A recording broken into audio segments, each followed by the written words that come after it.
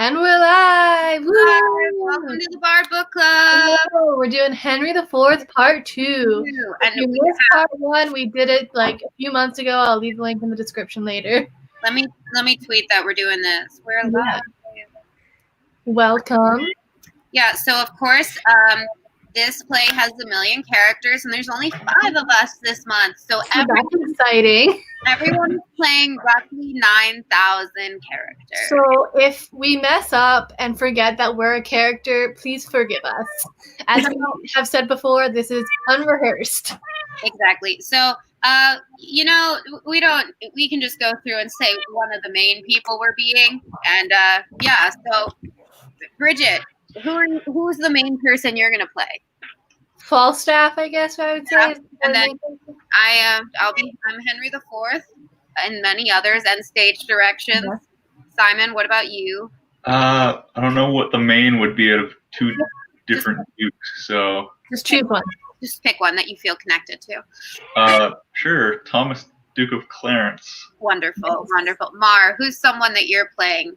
I'm playing Henry V and Harcourt. Many. And many others. You're playing. Way too fucking many. There's 20 plus people in this. It's weird. Lord Chief Justice is one. Okay, all right. Well, here we go. Bridget and I will be utilizing hats. So here we go. Henry IV, Part 2, by one William Shakespeare. Act 1, Scene 1. Enter Lord Bardolph. That's easy to say. Who keeps the gate here? Ho! The porter opens the gate. Skip the beginning with rumor. Oh, geez, you're right. My bad. We're already messing it up. Oh, no. Prologue. Enter rumor, painted full of tongues. I don't know what that means, but that's what's up. Open your ears, for which of you will stop the vent of hearing when loud rumor speaks? I, from the orient to the drooping west, making the wind my post-horse, still unfold the acts commenced on this ball of earth. Upon my tongue's continual slanders ride, the which in every language I pronounce, stuffing the ears of men with false reports.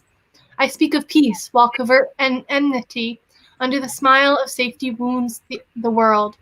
And who but rumor, who but only I, make fearful musters and prepared defense, whiles the big year, swollen with some other grief, is thought with child by the stern tyrant war, and no such matter. Rumor is a pipe, blown by surmises, jealousies, conjectures, and of so easy and so plain a stop, that the blunt monster with uncounted heads, the still discordant, wavering multitude, can play upon it. But what need I, thus, my well-known body to anatomize among my household? Why is rumor here? I run before King Harry's victory, who in bloody field by Shrewsbury hath beaten down young Hotspur and his troops, quenching the flame of bold rebellion, even with the rebels' blood. But what mean I to speak so true at first? My office is to noise abroad that Harry Monmouth fell under the wrath of noble Hotspur's sword, and that the king before the Douglas's rage stooped his anointed head as low as death. This have I rumored, through the peasant towns between that royal field of Shrewsbury and this worm-eaten hold of Ragged Stone, where Hotspur's father, old Northumberland, lies crafty sick. The posts come tiring on, and not a man of them brings other news than they have learned of me. From rumor's tongues they bring smooth comforts false, worse than true wrongs. Now, Act 1, Scene 1. Warkworth before Northumberland's castle. Enter Lord Bardolph. Who keeps the gate here? Ho! The porter opens the gate. Where is the Earl? We already didn't assign a porter. Bridget, be the porter. His lordship is walked forth into the orchard. Please, your honor, knock out at the gate, and he himself will answer. Enter Northumberland. Here comes the Earl. Exits porter. What news, Lord Bardolph? Every minute now should be the father of some stratagem. The times are wild. Contention, like a horse, full of high feeding, madly hath broke loose and bears down all before him. Noble Earl, I bring you certain news from Shrewsbury. Good, and God will. As good as heart can wish. The king is almost wounded to death, and in the fortune of my lord your son, Prince Harry slain outright. And both the Blunts killed by the hand of Douglas, young Prince John in Westmoreland and Stratford fled the field, and Harry Monmouth's brawn, the hulk Sir John, is prisoner to your son. Oh, such a day, so fought, so followed, and so fairly won, came now till now to dignify the time since Caesar's fortunes. How is this derived? Saw you the field? Came you from Shrewsbury? I spake with one, my lord, that came from a gentleman well read and good of name, that freely rendered me these words true. Enter Travers. Here comes my servant Travers, whom I sent on Tuesday last to listen after news. My lord, I overrode him on the way, and he is furnished with no certainties more than he haply may retail from me. Now, Travers, what good tidings come with you? My lord, Sir John Umfreville turned me back with joyful tidings, and being better horsed, outrode me. After him came spurring hard a gentleman, almost forspent with speed, that stopped by me the breath his blooded horse. He'd asked the way to Chester, and of him I did demand what news from Shrewsbury. He told me that rebellion had bad luck, and that young Harry Percy's spur was cold. With that he gave his able horse the head, and bending forward, struck his armed heels against the panting sides of his poor jade, up to the rowel head, and starting so, he seemed in running to devour the way, staying no longer questioned. Ha! Again! Said he young Harry Percy's spur was cold? Of hot spur? Cold spur? That rebellion had met ill luck? My lord, I'll tell you what, if my young lord, your son, have not the day, upon my honor, for a silken point, I'll give my barony. Never talk of it. Why should that gentleman that rode by Travers give then such instances of loss? Who? He? He was some hireling fellow that had stolen the horse he rode on, and upon my life spoke of venture. Look, here comes more news. Enter Morton. Yeah, this man's brow, like to a tidal leaf, foretells the nature of a tragic volume. He looks the strand whereon the imperious flood hath left a witnessed usurpation. Say, Morton, didst thou come from Shrewsbury?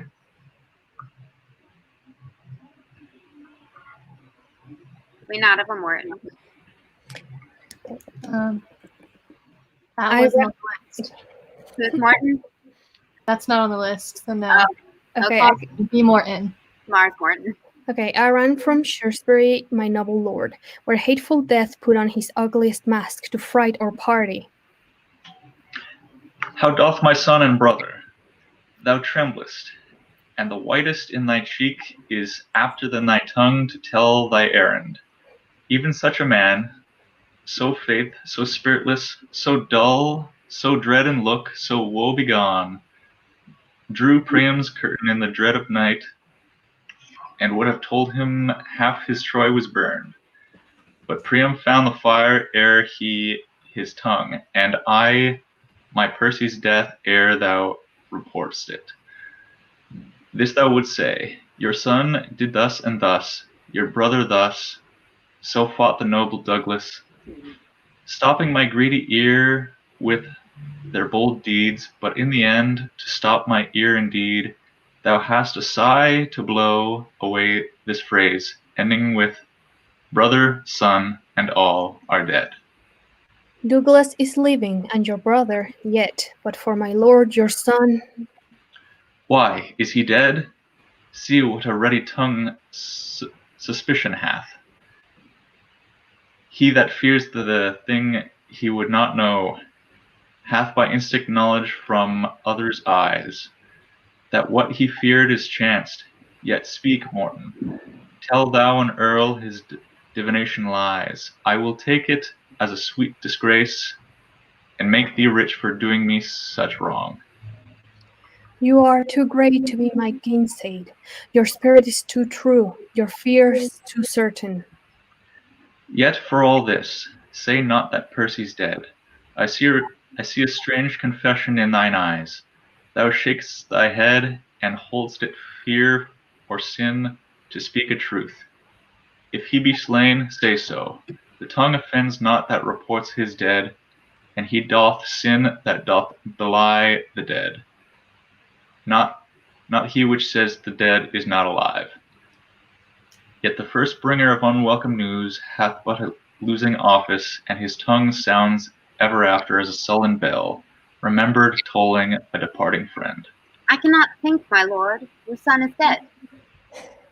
I am sorry. I should force you to believe that which I would to God I had not seen. But these mine eyes saw him in bloody state, rendering faint quittance, wearied and out of breath, to Harry Mountmouth, whose swift grasp beat down the never daunted Percy to the earth, from whence with life he never more sprung up. In view his death, whose spirit lent a fire, even to the dullest peasant in his camp, being rooted once, took fire and heat away from the best-tempered courage in his troops. For from his mettle was his party stilled, which one in him abated, all the rest turned on themselves like dull and heavy lead. And as the thing that's heavy in itself upon enforcement flies and greatest speed, so did our men, heavy in Hotspur's loss, lend to this weight such lightness with their fear, that arrows fled not swifter toward their aim than did our soldiers, aiming at their safety, fly from the field. Then was that noble Worcester too soon then a prisoner, and that fiery Scot, that bloody Douglas, whose well-labouring sword had 3 times slain the appearance of the king, gan bail his stomach, and did grace the shame of those that turned their backs, and in his flight, stumbling in fear, was took. The sum of all is that king had won and had sent out, and speedy power to encounter you, my lord. Under the conduct of young Lancaster and Westmoreland, this is the news at full. For this I shall have time enough to mourn. In poison there is physic, and these news having been well, that would have made me sick, being sick, have in some measure made me well. And as the wretch whose fever weakened joints, like strengthless hinges, buckle under life, impatient of his fit, breaks like a fire out of his keeper's arms, even so my limbs, weakened with grief, being now enraged with grief, are thrice themselves. Hence, therefore, thou nice crutch, a scaly gauntlet now with joints of steel, must glove this hand, and hence, thou sickly coif, thou art of a guard too wanton for the head, which princes, flesh with conquest, aim to hit. Now bind my brows with iron, and approach the raggedest hour that time and spite dare bring to frown upon the enraged Northumberland. Let heaven kiss earth, now let not nature's hand keep the wild flood confined. Let order die, and let this world no longer be a stage to feed contention in a lingering act. But let one spirit of the firstborn Cain reign in all bosoms, that each heart being set on bloody courses, the rude scene may end, and darkness be the burier of the dead. This strained passion doth you wrong, my lord. Sweet Earl, divorce not wisdom from your honor. The lives of all your loving complices lean on your health. The which of you give over to stormy passion must perforce decay. You cast the event of war, my noble lord, and summoned the account of chance before you said, let us make head. It was your presurmise that in the dole of blows your son might drop. You knew he'd walk toward perils on an edge, more likely to fall in that to get over. You were advised his flesh was capable of wounds and scars, and that this forward spirit will lift him where most dread of danger ranged. Yet did you say, go forth, and none of this, though strongly apprehended, could restrain the stiff-born action. What had then befallen, or what had this bold enterprise brought forth, more than that being which was like to be? We all that are engaged to this loss knew that we ventured on such dangerous seas, that if we wrought out life 'twas 10 to 1, and yet ventured for the gain proposed, choked the respect for likely peril feared. And since we are over this venture again, come, we will put forth body and goods. It is more than time, and my most noble lord, I hear for certain, and dare speak the truth, the gentle Archbishop of York is up with well-appointed powers. He's a man who with a double surety binds his followers. My lord, your son had only but the corpse, but shadows and the shows of men to fight. For that same war rebellion did divide the action of their bodies from their souls, as they did fight with quiescence constrained, as men drink potions that their weapons only seemed on our side, but for their spirits and souls, this world rebellion it had froze them up, as fish are in a pond. But now the bishop turns insurrection to religion, supposed sincere and holy in his thoughts. He's followed both with body and with mind, and doth enlarge his rising with the blood of fair King Richard, scraped from Pomfret stones, derives from heaven his quarrel and his cause, tells them he doth bestride a bleeding land, gasping for life under great Bolingbroke, and more and less do flock to follow him. I knew of this before, but to speak truth, this present grief had wiped it from my mind. Go in with me and counsel every man the aptest way for safety and revenge. Get posts and letters, and make friends with speed. Never so few, and never yet more need. Act 1, Scene 2, London, a street. Enter Sir John Falstaff with his page bearing his sword and buckler. Sirrah, you giant, what says the doctor to my water? He said, sir, the water itself was a good healthy water for the party that owed it. He might have more diseases than knew for. Men of all sorts take a pride to gird at me. The brain of this foolish compounded clay man is not able to invent anything that tends to laughter, more than I invent or is invented on me. I am not only witty in myself, but the cause that wit is in other men. I do here walk before thee like a sow that hath overwhelmed all her litter but one. If the prince put thee into my service for any other reason than to set me off, why then I have no judgment. Thou whoreskin mandrake, thou art fitter to be worn in my cap than to wait at my heels. I was never manned with an agate till now, but I will inset you, neither in gold nor silver, but in vile apparel, and send you back again to your master, for a jewel. The juvenile, the prince, your master, whose chin is not yet fledged, I will sooner have a beard grow in the palm of my hand than he shall get one on his cheek. And yet he will not stick to say his face is a face royal. God may finish it when he will. 'Tis not a hair amiss yet. He may keep it still at a face royal, for a barber shall never earn 6 pence out of it. And yet he'll be crowing as if he had writ a man ever since his father was a bachelor. He may keep his own grace, but he's almost out of mine, I can assure him. What said Master Domblin about the satin of my short cloak and my flops?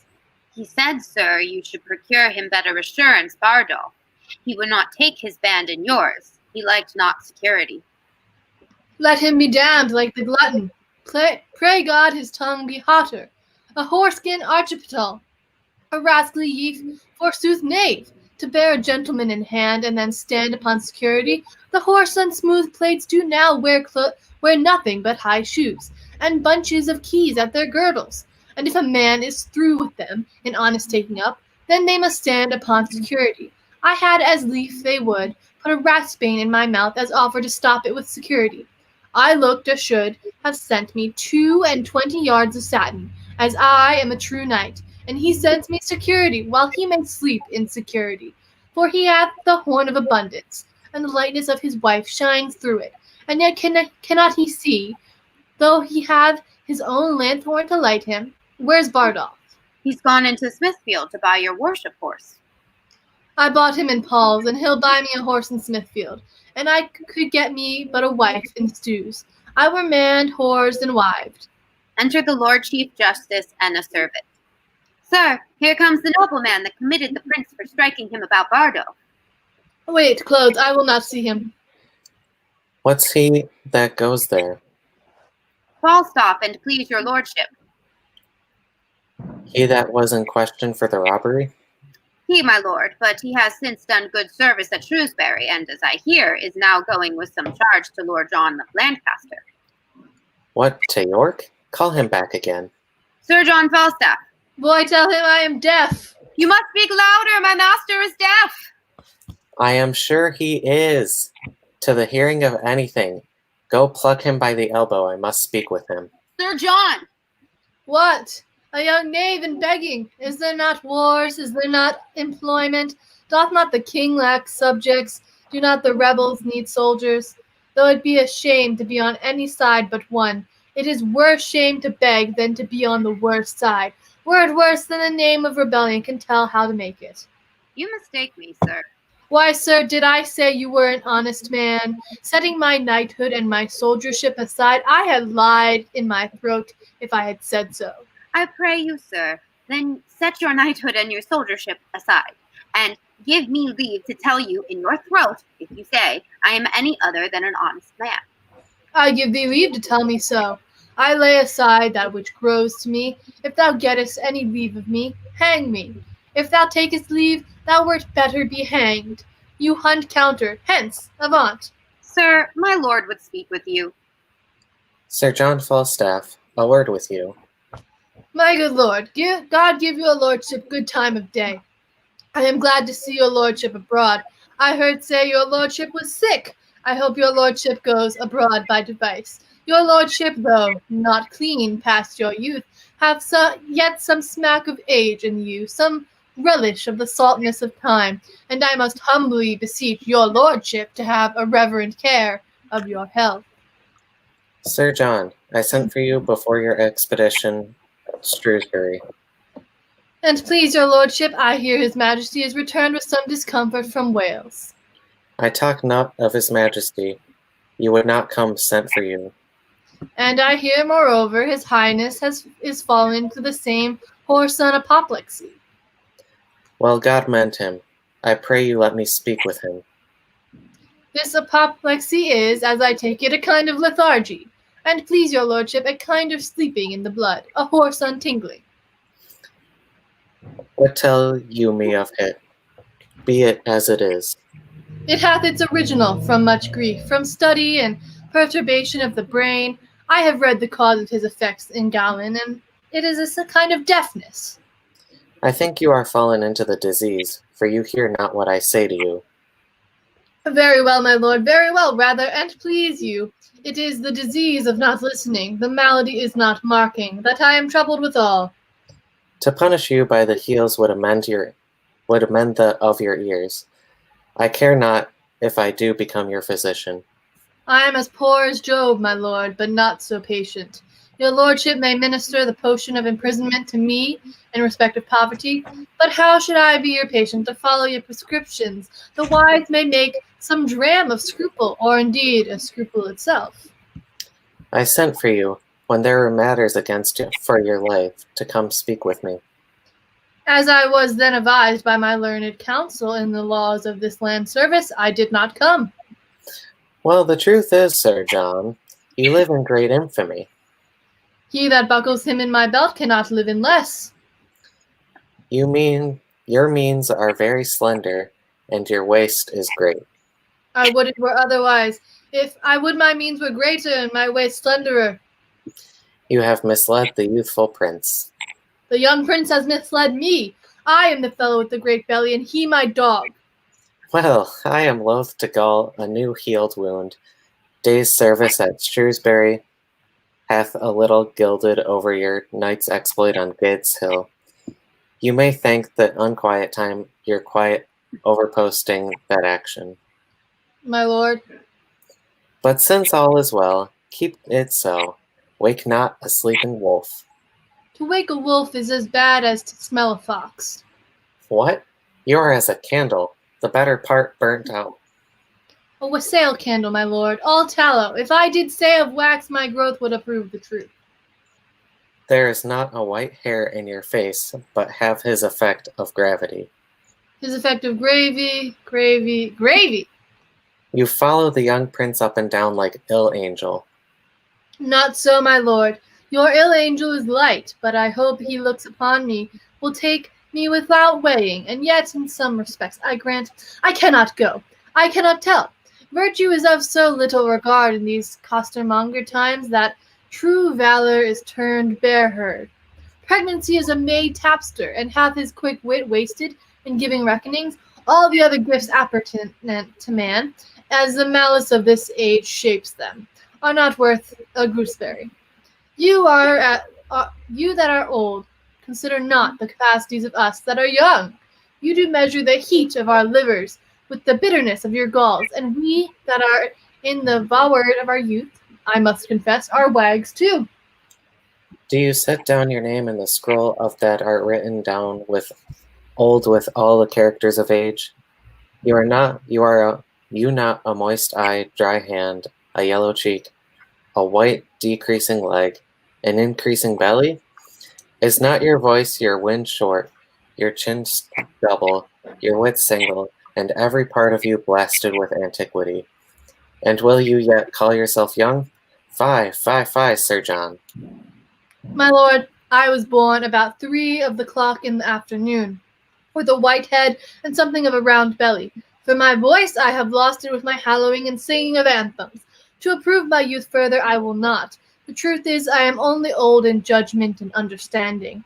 And he that will caper with me for 1,000 marks, let him lend me the money, and have at him. For the box of the ear that the prince gave you, he gave it like a rude prince, and you look it like a sensible lord. I have checked him for it, and the young lion repents, marry not in ashes and sackcloth, but in new silk and old sack. Will God send the prince a better companion? God send the companion a better prince, I cannot rid my hands of him. Well, the king hath severed you. I hear you are going with the Lord John of Lancaster against the Archbishop and Earl of Northumberland. Yes, I thank you. You're a pretty sweet wit for it. But look, you pray, all you that kiss my lady peace at home, that our armies join in, not in a hot day, for by the Lord I take but 2 shirts out with me, and I mean not to sweat extraordinarily. If it be a hot day and I brandish anything but a bottle, I might never spit white again. There is not a dangerous action can peep out his head, but I am thrust upon it. Well, I cannot last ever, but it was always yet a trick of our English nation. If they have a good thing to make it too common, if ye will needs say, I am an old man, you should give me rest. I would to God my name were not so terrible to the enemy as it is. I were better to be eaten to death with a rust than to be scoured to nothing with perpetual motion. Well, be honest, and God bless your expedition. Will your lordship lend me £1,000 to furnish me forth? Not a penny, not a penny. You are too impatient, bear crosses. Fare you well, commend me to my cousin Westmoreland. Exit Chief Justice and servant. If I do, fill me with a 3-man beetle. A man can do no more separate age and covetousness than can part young limbs and lechery. But the gout galls the one, and the pox pinches the other, and so both the degrees prevent my curses. Boy! Sir. What money is in my purse? 7 groats and 2 pence. I can get no remedy against this consumption of the purse. Borrowing only lingers and lingers it out, but the disease is incurable. Go bear this letter to my lord of Lancaster, this to the prince, this to the Earl of Westmoreland, and this to old Mistress Ursula, whom I have weakly sworn to marry since I perceived the first white hair on my chin. About it you know where to find me. Exit page. A pox of this gout, or a gout of this pox, for the one or the other plays the rogue with my great toe. 'Tis no matter if I do halt, I have the wars for my colour, and my pension shall seem the more reasonable. A good wit will make use of anything. I will turn diseases to commodity. Act 1, Scene 3, Court, Archbishop's Palace. Enter the Archbishop, Thomas Mowbray, the Earl Marshal, Lord Hastings, and Lord Bardolph.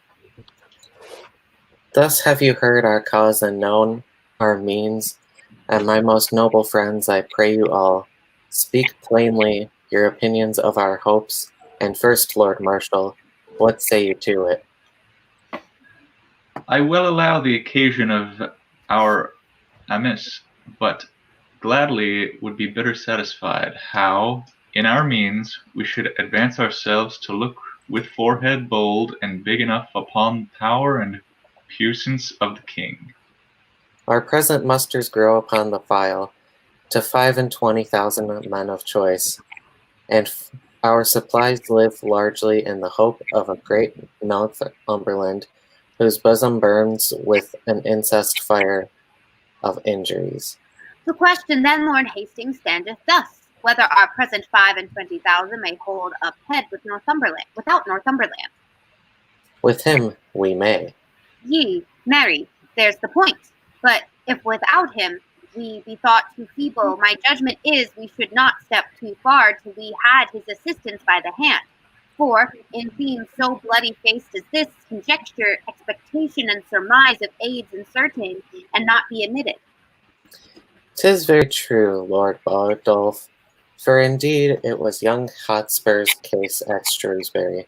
It was, my lord, who lamed himself with hope, feeding the air and promise of supply, flattering himself in project of a power much smaller than the smallest of his thoughts, and so, with great imagination proper to madmen, led his powers to death, and winking leapt into destruction.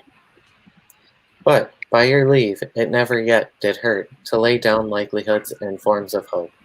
Yes, if this present quality of war, indeed the instant action, a cause on foot lives, so in hope, as in early spring we see the appearing buds, which to prove fruit hope gives not so much warrant as despair the frost will bite them. When we mean to build, we first survey the plot, then draw the model, and when we see the figure of the house, then we must rate the cost of the erection, which if we find outweighs ability, what we do then, we draw anew the model in fewer offices, or at least desist to build at all. Much more is this great work, which is almost to pluck a kingdom down and set another up. Should we survey the plot of situation and the model, consent upon a sure foundation, question surveyors known for our estates how able such a work to undergo, to weigh against its opposite, or else we fortify in paper and in figures, using the names of men instead of men, like one that draws the model of a house beyond his power to build it, who, half through, gives over and leaves his parts created cost a naked subject to leaping clouds, and waits for churlish winter's tyranny. Grant that our hopes, yet likely of fair birth, should be stillborn, and that we now possess the utmost man of expectation. I think we are so a body strong enough, even as we are, to equal with the king. What, is the king but 25,000? To us no more, nay, not so much, Lord Bardolph, for his divisions, as the time do brawl, are in 3 heads, 1 power against the French, and 1 against Glendower. Perforce a third must take up us. So is the unfirm king in 3 divided, and his coffers sound with hollow poverty and emptiness. That he should draw his several strengths together and come against us in full puissance need not be dreaded.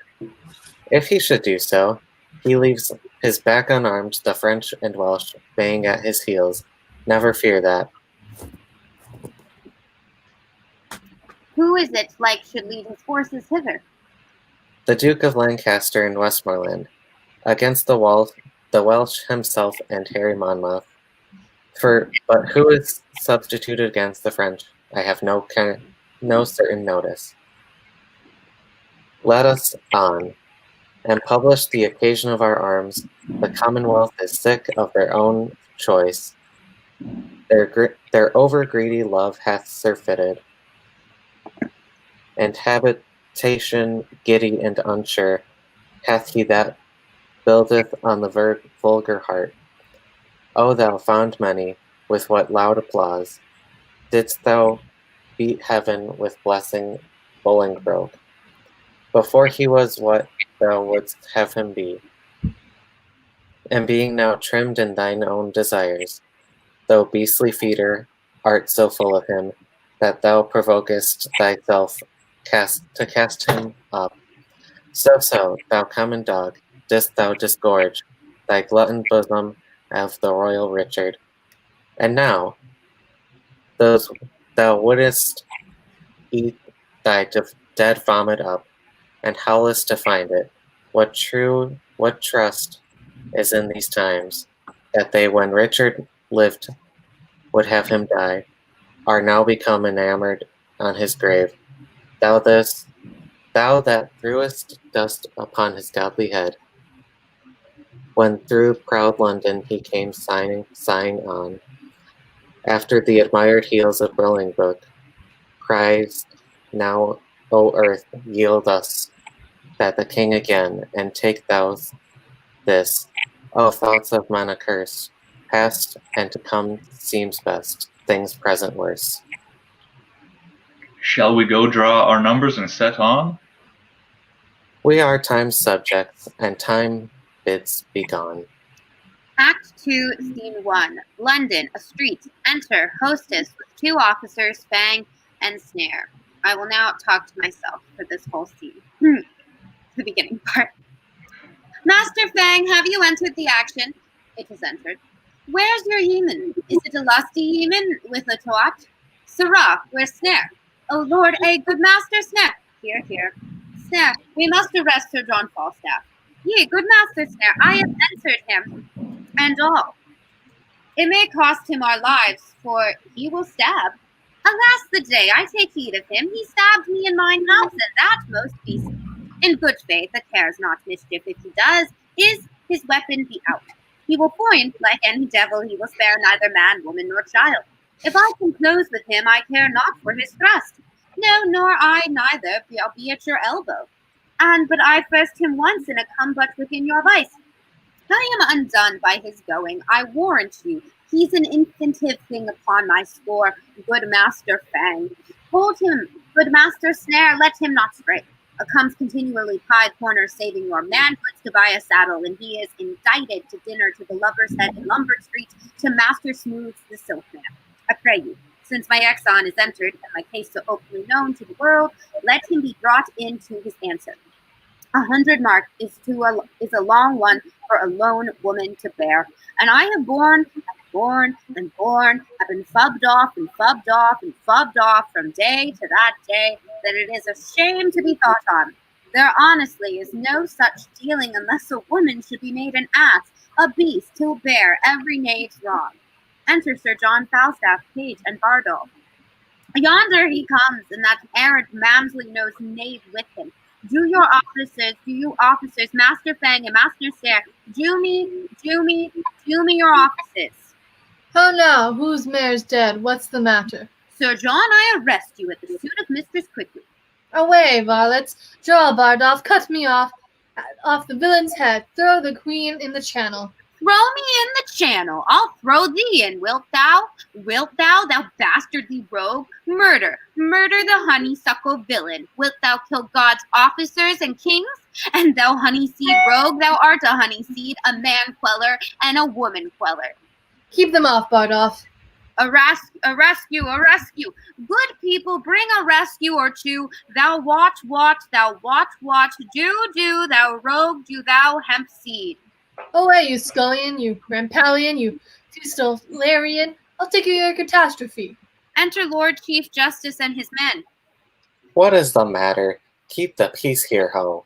Good, my lord, be good to me, I beseech you, stand to. How now, Sir John? What, are you brawling here? Doth this become your place, your time and business? You should have been well on your way to York. Stand from him, fellow. Wherefore hang'st thou upon him? Oh, my most worshipful lord, and please your grace, I, poor widow Eastcheap, and he is arrested at my suit. For what sum? It is more than for some, my lord, it is for all. All have, he hath eaten me out of house and home. He hath put all substance into that fat belly of his, but I will have some out again, or I will ride thee a nights like a mare. I think I am as like to ride the mare if I have any vantage of ground to get up. How comes this, Sir John? Fie, what a man of good temper would endure this tempest of exclamation. Are you not ashamed to enforce a poor widow to so rough a course to come for her own? What is the gross sum that I owe thee? Marry, if thou wert an honest man, thyself, and that too, thee too, thou didst swear to me, upon a parcel gilt goblet my dolphin chamber at the round table by a sea coal fire, Wednesday in recent week, when the prince broke thy head for liking his father to singing man of Windsor. Thou didst swear me then, as I was washing thy wood, to marry me, and make me lady thy wife. Canst thou deny it? Did no good wife Quiche in to borrow a mess of vinegar, telling us she had a good cause, whereby thou didst desire to eat some, whereby I told thee they were ill for green wound? And didst thou not, when was gone downstairs, me desire me to be to no more so familiarity, such poor people saying that ere long they should call me, and didst thou not kiss me, and bid me fetch the 30 shillings? I put thee now to thy book oath. Deny it if thou canst. My lord, this is a poor, mad soul, and she says up and down the town that the eldest son is like you. She hath been in good case, and the truth is, poverty hath distracted her. But for these foolish officers, I beseech you, I may have redress against them. Sir John, I am well acquainted with the manner of wrenching the true cause of the false way. It is not a confident brow, nor the throng of words that come with such that imprudent sauciness from you, can thrust me from a level consideration. You have, as it appears to me, practiced upon the easy yielding spirit of this woman, and made her servier both in person and in purse. Yea, in truth, my lord. Pray thee, peace. Pay her the debt you owe her, unpay the villainy you have done with her, the one you may do with the sterling money, and the other with current repentance. My lord, I will not undergo this sneap without reply. You call honorable boldness impudent sauciness. If a man will make courtesy, and say nothing, he is virtuous. No, my lord, my humble duty remembered, I will not be your suitor. I say to you, I do desire deliverance from these officers being hasty upon hasty employment in the king's office. You speak as having power to do wrong, but the effect of your reputation, and satisfy the poor women. Come hither, hostess. Enter Gower. Now, Master Gower, what news? The king, my lord, and Harry, Prince of Wales, are near at hand. The rest of the paper tells. Gives a As I am a gentleman. Faith, you said so before. As I am a gentleman, come no words of it. By this heavenly ground I tread on, I must be fain to both my plate and tapestry of my dining chambers. Glasses is the only drinking, and for thy walls a pretty sight drollery, or the story of the prodigal, or the German hunting and waterwork, is worth 1,000 of these bed-hangings and these fly-bitten tapestries. Let it be £10, if thou canst. Come, and 'twere not for thy humours. There were not a better wench in England. Go, wash thy face, and draw the action. Come, thou must not be in this humour with me. Dost thou not know me? Come, I know thou wast set on to this. Pray thee, Sir John, let it be but 20 nobles in faith. I am loath to pawn my plate, so God save me. Let it alone, I'll make the shift, you'll be a fool still. Well, you shall have it, though I am pawn my gown, I hope you'll come to supper. Will pay me altogether? Will I live? Go with her. Hook on. Will you have Dole Tearsheet meet you at supper? No more words, let's have her. Exit hostess Bardolph and officers. I have heard better news. What's the news, my lord? Where lay the king tonight? At Basingstoke, my lord. I hope, my lord, all's well. What is the news, my lord? Come all his forces back. No, 1,500 foot, 500 horse, are marched up to my lord of Lancaster against Northumberland and the archbishop. Comes the king back from Wales, my noble lord? You shall have of me presently. Come, go along with me, good Master Gower. My lord. What's the matter? Master Gower, shall I entreat you with me to dinner? I must wait upon my good lord here. I thank you, good John. Sir John, you loiter here too long. Be you take soldiers up in counties as you go. Will you sup with me, Master Gower? What foolish master taught you these manners, John? Master Gower, if they become me not, he was a fool that taught me them. This is the right fencing grace, my lord, tap for tap, and so pot fair. Now, the Lord lighten thee, thou art great. Act 2, Scene 2, London, another street. Enter Prince Henry and points. Before God, I am exceeding weary. It's come to death. I had thought weariness durst not attach to one of so high blood. Faith, it does me, though it discolors the complexion, my greatness to acknowledge it. Doth it not show vilely in me desire small beer? Why, a prince should not be so loosely studied as to remember so weak a composition. Belike then my appetite was not princely got, for by thought I do not remember the poor creature, small beer, but indeed these humble considerations make out of love with greatness. What a disgrace is it to me to remember thy name, to know thy face tomorrow, or to take note how many pair of stockings thou hast.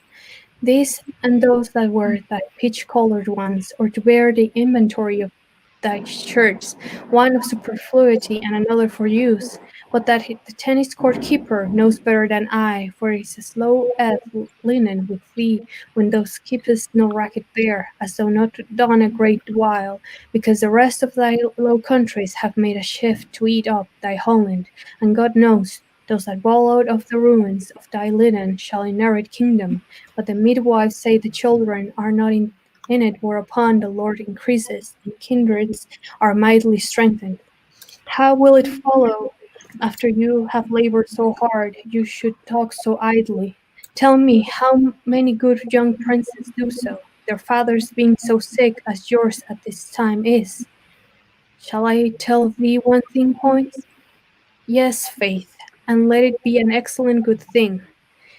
It shall serve among wits of no higher breeding than go to, I stand a push of your one thing that you will tell. Mary, I tell thee, it is not meet that I should be sad, my father is sick, albeit I could tell to thee, as to one it pleases me for fault of a better, to call my friend, I could sad and sad indeed too. Very hardly upon such a subject, by this hand thou thinkest me as far in the devils as thou and falsified for obduracy and persistency. Let it try the man, but I tell thee my heart bleeds inwardly, that my father is so sick, and keeping such vile company as thou art in reason, taking from me all ostentation of sorrow. The reason? What wouldst no think of me if I should whip? I will think thee a most princely hypocrite. It will be every man's thought, and thou art a blessed fellow to think as every man thinks. Never a man's thought in world keeps the roadway better than thine. Every man will me an hypocrite indeed, and what excites your most worshipful thought to think so? Why, because you have been so lewd and so much engraved Falstaff, and to thee. By this light am well spoken on. I can hear it with my own ears. The worst that they can say of me is that I am a brother, and that I am a proper fellow of my hands, and those things, I confess, I cannot help. By the mass, here comes Bardolph. Enter Bardolph and Page. And the boy that I gave Falstaff, I had him from the Christian, and look if the fat villain have not transformed ape. God save your grace. And yours, most noble Bardolph. Come, you virtuous ass, you bashful fool, must you be blushing? Wherefore blush you know, what a maidenly are you become. It's such a matter to get a puddle spot's maidenhead.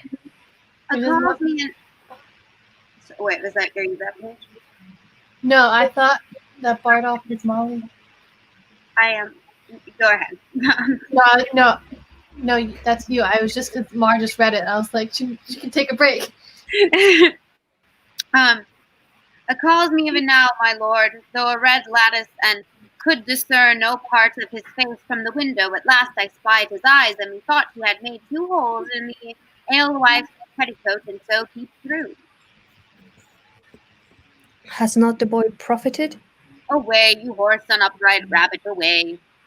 Away, you rascally Althea's dream, away. Instruct us, boy. What dream, boy? Marry, my lord, Althea dreamt she was delivered of a firebrand, and therefore I call him her dream. A crown's worth of good interpretation there is. Giving a crown. Oh, this blossom could be kept from cankers. Well, there is sixpence to preserve thee. And you do not make him be hanged among you that shall have wrong. And how doth thy master, Bardolph? Well, my lord, he heard of your grace's coming too. There's a letter for you. Delivered with good respect. And how doth the Michaelmas your master? And bodily health, sir. Mary, the immortal part needs a physician, but that not him. Though that be sick, it dies not. I do allow this well to be as familiar with me as and he holds his place. For look you how he writes. John Falstaff, Knight. Every man must know as often as he has occasion to name himself, even like those are kin to the king, for they never prick their finger, but say, there's some of the king's blood spilt. How come says he that takes upon him not to conceive? The answer is as ready as a borrower's cap. I am the king's poor cousin. Nay, they will be kin to us, or they will fetch it from Japhet. But the letter, Sir John Falstaff, Knight, the son of the king, nearest his father, Harry, Prince of Britain. Why, this is a certificate. Peace, I will imitate the honourable Roman's brevity. He sure means brevity in breath, short-winded. I commend me to thee, I commend thee, and I leave thee. Be not too familiar with points, for he misuses favours so much that he swears thou art to marry his sister. Repent at idle times as thou mayst, and so farewell, thine by yea and no, which is as much as to say as thou usest him. Jack Falstaff with my familiars, John with my brothers and sisters, and Sir John with all Europe. My lord, I'll steep this letter in sack and make him eat. That's to make him eat 20 of his words. But do you me thus, Ned? Must I marry your sister? God send the wench no worse fortune, but I never said. Well, thus we play the fools with the time, and the wisest sit in the clouds and mock us. Is your master London? Ye, my lord. Where sups he? Doth the old boar feed in the old Frank? At the old place, my lord, in Eastcheap. What company? Ephesians, my lord, of the old church. Sup any woman with him? None, my lord, but old Mistress Quigley and Mistress Old Tearsheet. What pagan may that be? A proper gentlewoman, sir, and a kinswoman of mine. Even such keen as the parish heifers are to the town. Shall we steal upon them, Ned, at supper? I am your shadow, my lord, I follow you. Sirrah, you boy, and Bardolph, no word to your master, I'm yet come to town. There's for your silence. I have no tongue, sir, and for mine, sir, I will govern it. Fare you well. Go. Exeunt Bardolph and... Okay. Oh, sorry, I said Bardolph. Sorry. This sword Tertiate should be some road. Okay. I warrant you, as common as the way between St. Albans, London. How might we see Falstaff bestow himself tonight in true colours, and not ourselves be seen? Put on 2 leathern jerkins and aprons, and wait upon his table as drawers. From a good to a ball, a heavy descension, it was Job's case. From a prince to apprentice, a low transformation, that shall be mine, for in everything the purpose must weigh with folly. Follow me, Ned. Act 2, Scene 3. Warkworth before the castle, enter Northumberland, Lady Northumberland, and Lady Percy. I pray thee, loving wife and gentle daughter, give even way unto my rough affairs. Put not you on the visage of the times, and be, like them, to Percy troublesome. I have given over. I will speak no more.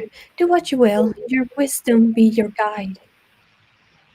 Alas, sweet wife, my honour is at pawn, but my going nothing can redeem it. Oh, yet, for God's sake, go not to these wars.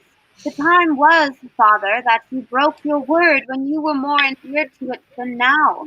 When your own Percy, when my heart's dear Harry, through many a northward look to see his father bring up his powers, but you did long in vain. Who then persuaded you to stay home? There were two honors lost, yours and your son's. For his, it stuck. For yours, the god heaven brighten it. For his, it stuck upon him as the sun in the grey vault of heaven, and by his light did all the chivalry of England move to do brave acts. He was indeed the glass wherein the noble youth did dress themselves. He had no legs that practised not his gait, and speaking thick, which nature made his blemish, became the accents of the valiant. For those who could speak low and tardily would turn their own perfection to abuse to seem like him, so that in speech, in gait, in diet, in affections of delight, in military rules, humours of blood, he was mark and glass, copy and book that fashioned others. And him, oh wondrous him, oh miracle of men, him did you leave, second to none, unseconded by you, to look upon the hideous god of war in disadvantage to abide a field where nothing but the sound of Hotspur's name did seem defensible. So you let him. Never, never do his ghost the wrong to hold your honor more precise and nice with others than with him. Let them alone. The marshal and the archbishop are strong. Had my sweet Harry had but one half their numbers today, might I, hanging on Hotspur's neck, have talked on Monmouth's grave. Beshrew your heart, fair daughter. You do draw my spirits from me with new lamenting ancient oversights. But I must go and meet with danger here, or it will seek me in another place, and find me worse provided. Oh, fly to Scotland till that the nobles and the armed commons have of their prisons made a little taste. If they get ground and vantage of the king, then join you with them like a rib of steel to make strength stronger. But for all of our loves, first let them try themselves. So did your son. He was so suffered, so came I a widow, and never shall have length of life enough to reign upon remembrance with mine eyes, that it may grow and sprout as high as heaven for recordation to my noble husband. Come, come, go in with me. 'Tis with my mind as with the tide swelled up onto his height that makes us still stand, running neither way. Fain, I would go to meet the archbishop, but many thousand reasons hold me back. I will resolve for Scotland. There am I, till time and vantage crave my company. Act 2, Scene 4, London, the Boar's Head Tavern in East Street. Enter Francis and another drawer.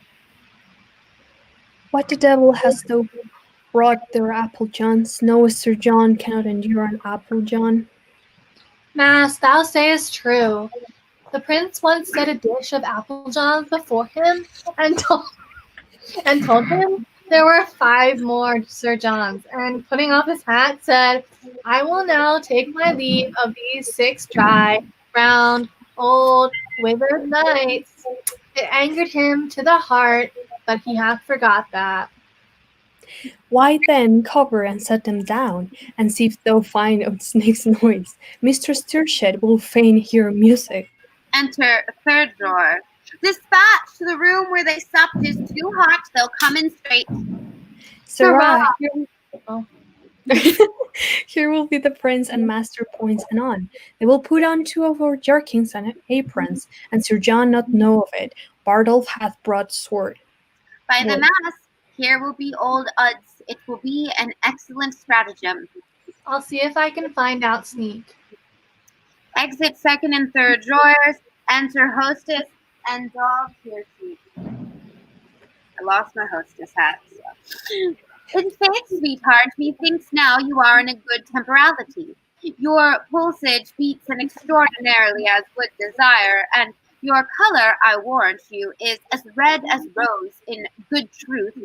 But in faith you have drunk 2 canaries, and that's a marvelous searching wine, and it's a bloodier one can say, what's this? How do you now? Better than I was. Why, that's well said. A good heart's worth gold. Lo, here comes Sir John. Enter Falstaff. When Arthur first in court emptied the Jordan, and was a worthy king. How now, Mistress Doll? Sick of a calm, yea, good faith. So is all her sect, and they be once in calm they are sick. A pox damn you, you muddy rascal! Is that all the comfort give me? You make fat rascals, Mistress Doll. I make them. Gluttony and diseases make them. I make them not. If the cock helped to make the gluttony, you helped to make the diseases, Doll.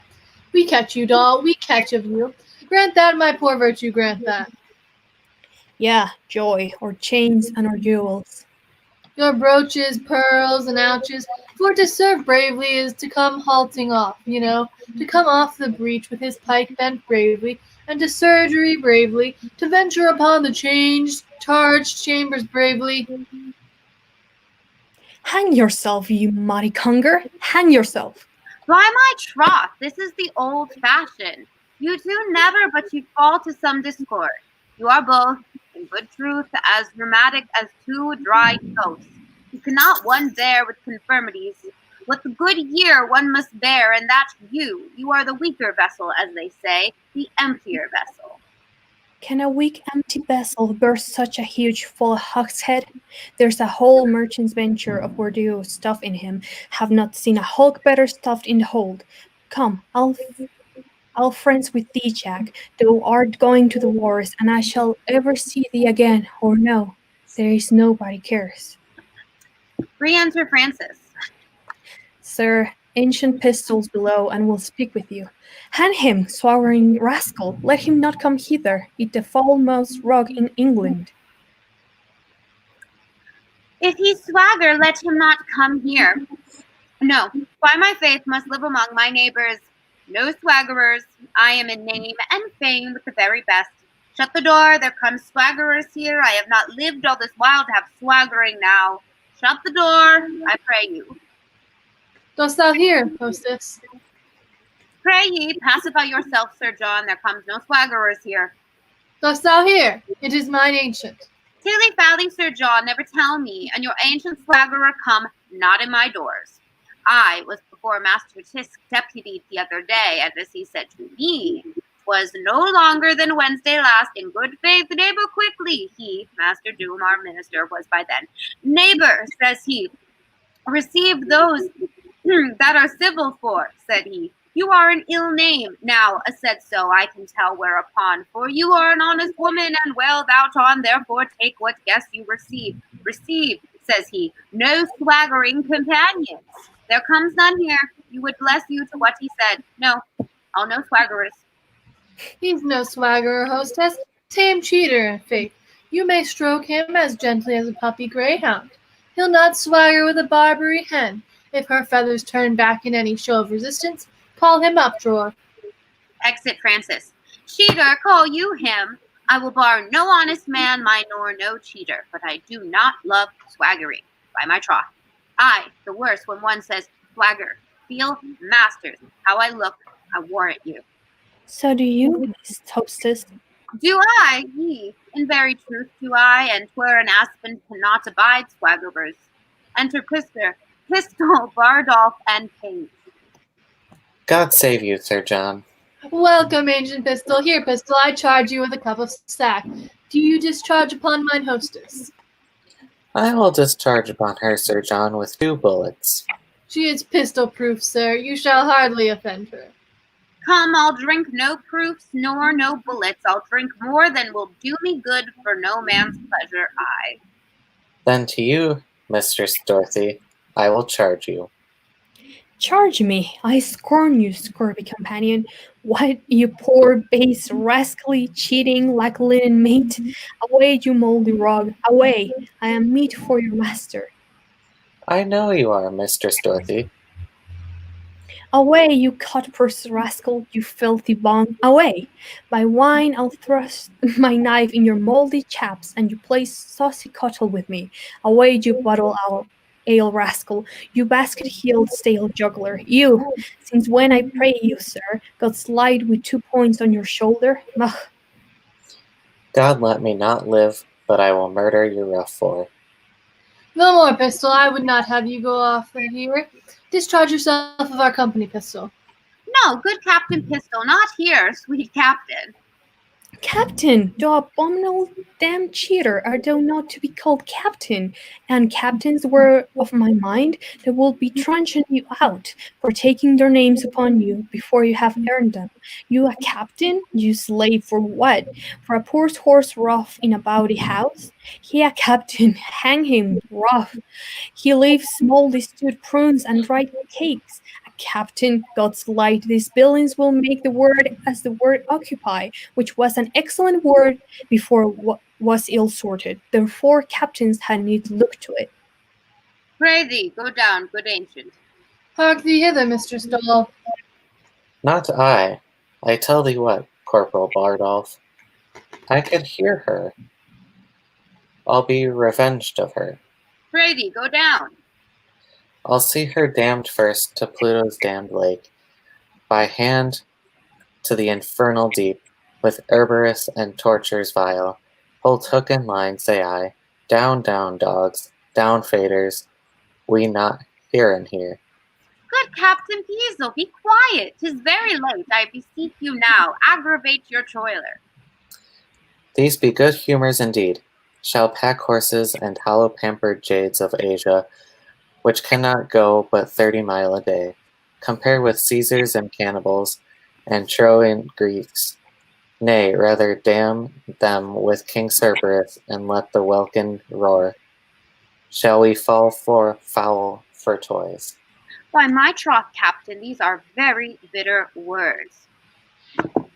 Be gone, good ancient, this will grow a brawl. Die men like dogs, give crowns like pins, have we not here? Oh, my word, Captain, there's none such here. What to good year, do you think I would deny her? For God's sake, be quiet.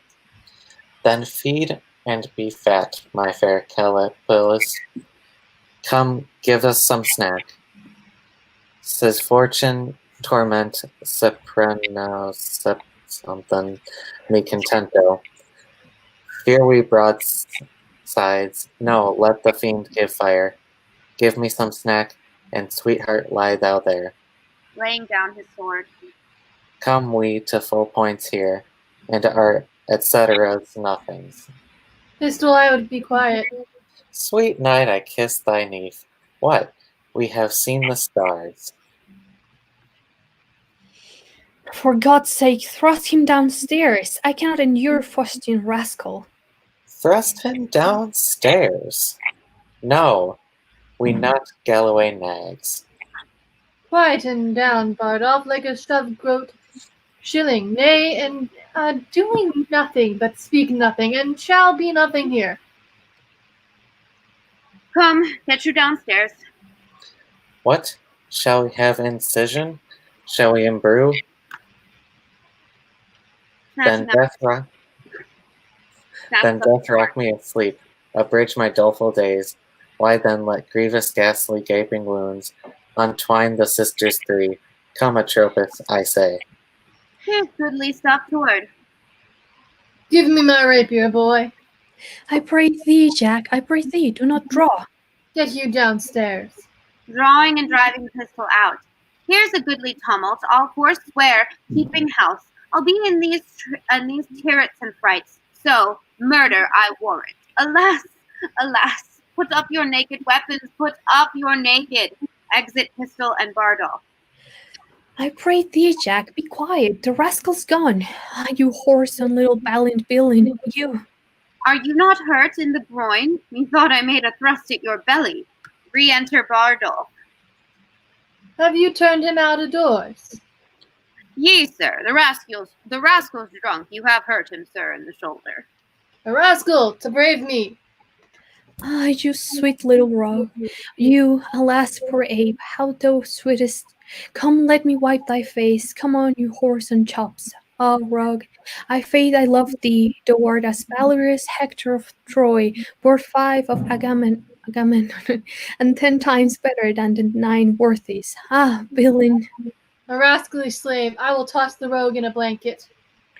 Do and do thirst for thy heart, and do dust, I'll thee between a pair of sheets. Enter musicians. The music is come, sir. Let them play. Play, sirs. Sit on my knee, doll. A rascal bragging slave, the rogue fled from me like quicksilver. I faith and do follow him like a church, though whoreson little tidy Bartholomew poor pig, when wilt thou fighting a days and foining a nights, and begin to patch up old body for heaven, enter behind no, that's not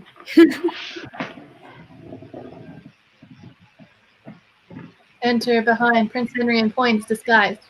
Sorry. Good doll, do not speak like a death's head. Do not bid me remember mine end. Sirrah, what humour is the prince of? A good shallow young fellow, I would have made a good pantler. I would have chipped bread well. They say Poins has a good wit. He, a good wit. Hang him, baboon, his wit's as thick as Tewkesbury mustard. There's no more conceit in him than is in a mallet. Why does the prince love him so, then?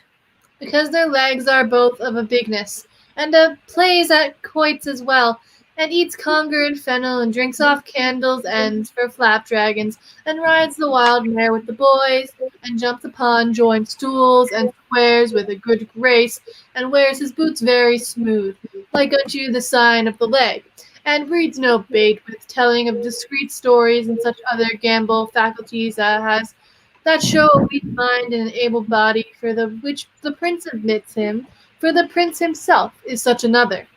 The weight of a hair will turn the scales between their avoirdupois. Will not this knave of a whale have his hair cut off? Let's beat him before his whore. Look where the wither elder hath not his full cloud like a parrot. Is it not strange that desire should so many years' performance? Kiss me, doll. Saturn and Venus this year in conjunction. What says Almanac to that? And look whether the fiery Trigon, his man, be not, to his master's old tables, his notebook, his. Thou dost give me flattering busses. By my throat I kiss thee with a most constant heart. I am old. I love thee better than I love ever scurvy young boy of them all. What stuff wilt have a kirtle of? I shall receive money on Thursday. Shalt have a cap tomorrow. A merry song. Come. It grows late. Wilt to bed. Thou'lt forget me when I'm gone. By my throat dost set me a whipping, and thou say so, prove that ever I dress myself handsome till thy return. Hearken at the end. Some sack, Francis. Anon, sir. Advancing. Ha! A bastard son of the king's, and art not thou his brother? Why, thou glove of sinful continence, what a life dost lead! A better than thou. I am a gentleman. Thou art a... Very true, sir, and I come to draw you out by the ears. O Lord, preserve thy grace, by my troth. Welcome, London. Now the Lord bless that sweet face of thine. O Jesu, are you come from Wales? Thou whoreson, mad compound of majesty by this light flesh and corrupt blood. Thou art welcome. Leading his band upon Doll. How you fat fool, I scorn you. My lord, he will drive you out of your range and turn to a merriment, if you take not the heat. You, horse and candle mine, you, how vilely did you speak me even now before this honest, virtuous, civil gentlewoman. God's blessing of your good heart, and so she is, by troth. Didst thou hear me? Yeah, and you knew me, as you did when you ran away by Gad's Hill. You knew I was at your back, and spoke it, no try my patience.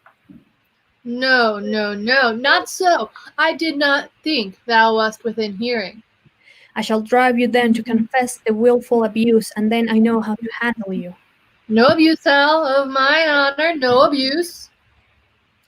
Not to dispraise me and call me pander, and bred chipper, and I know not that. No abuse, Hal. No abuse. No abuse, Ned, in the world.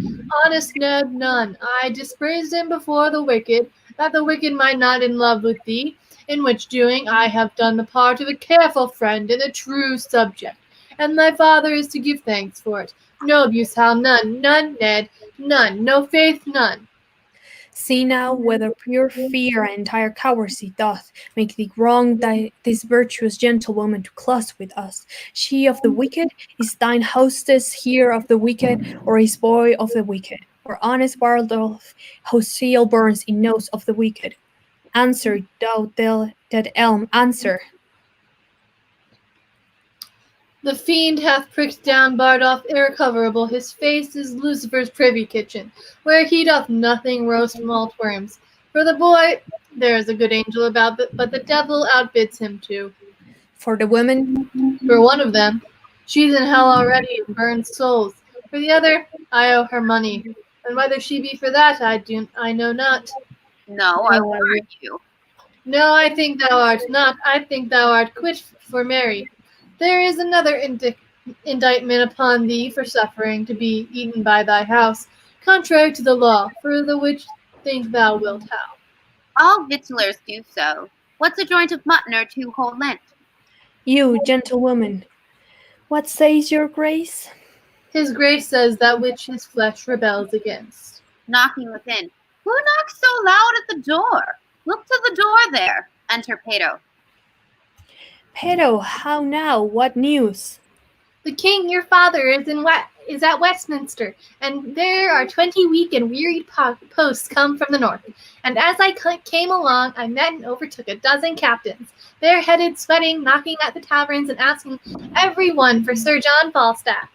My heaven points, I feel me much to blame, so idly to profane the precious time, when tempest of commotion like the south, burned with black vapour, doth begin to melt, and drop upon our bare unarmed heads. Give me my sword and cloak. Falstaff, good night.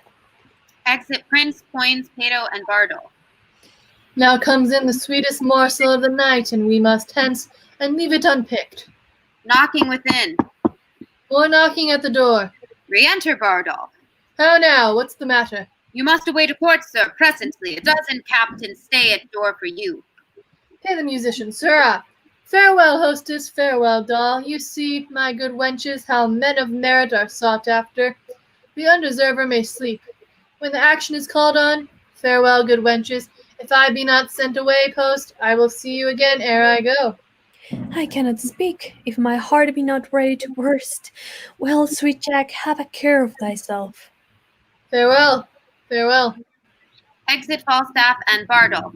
Well, fare thee well. I have known thee these years, come peascod time, but an honester and truer hearted within. Mistress Tearsheet, what's the matter? Bad Mistress Tearsheet, come to my master. Oh, run, doll, run, run. Good, come to Bardolph. She comes blurred, yea. Will you come, doll?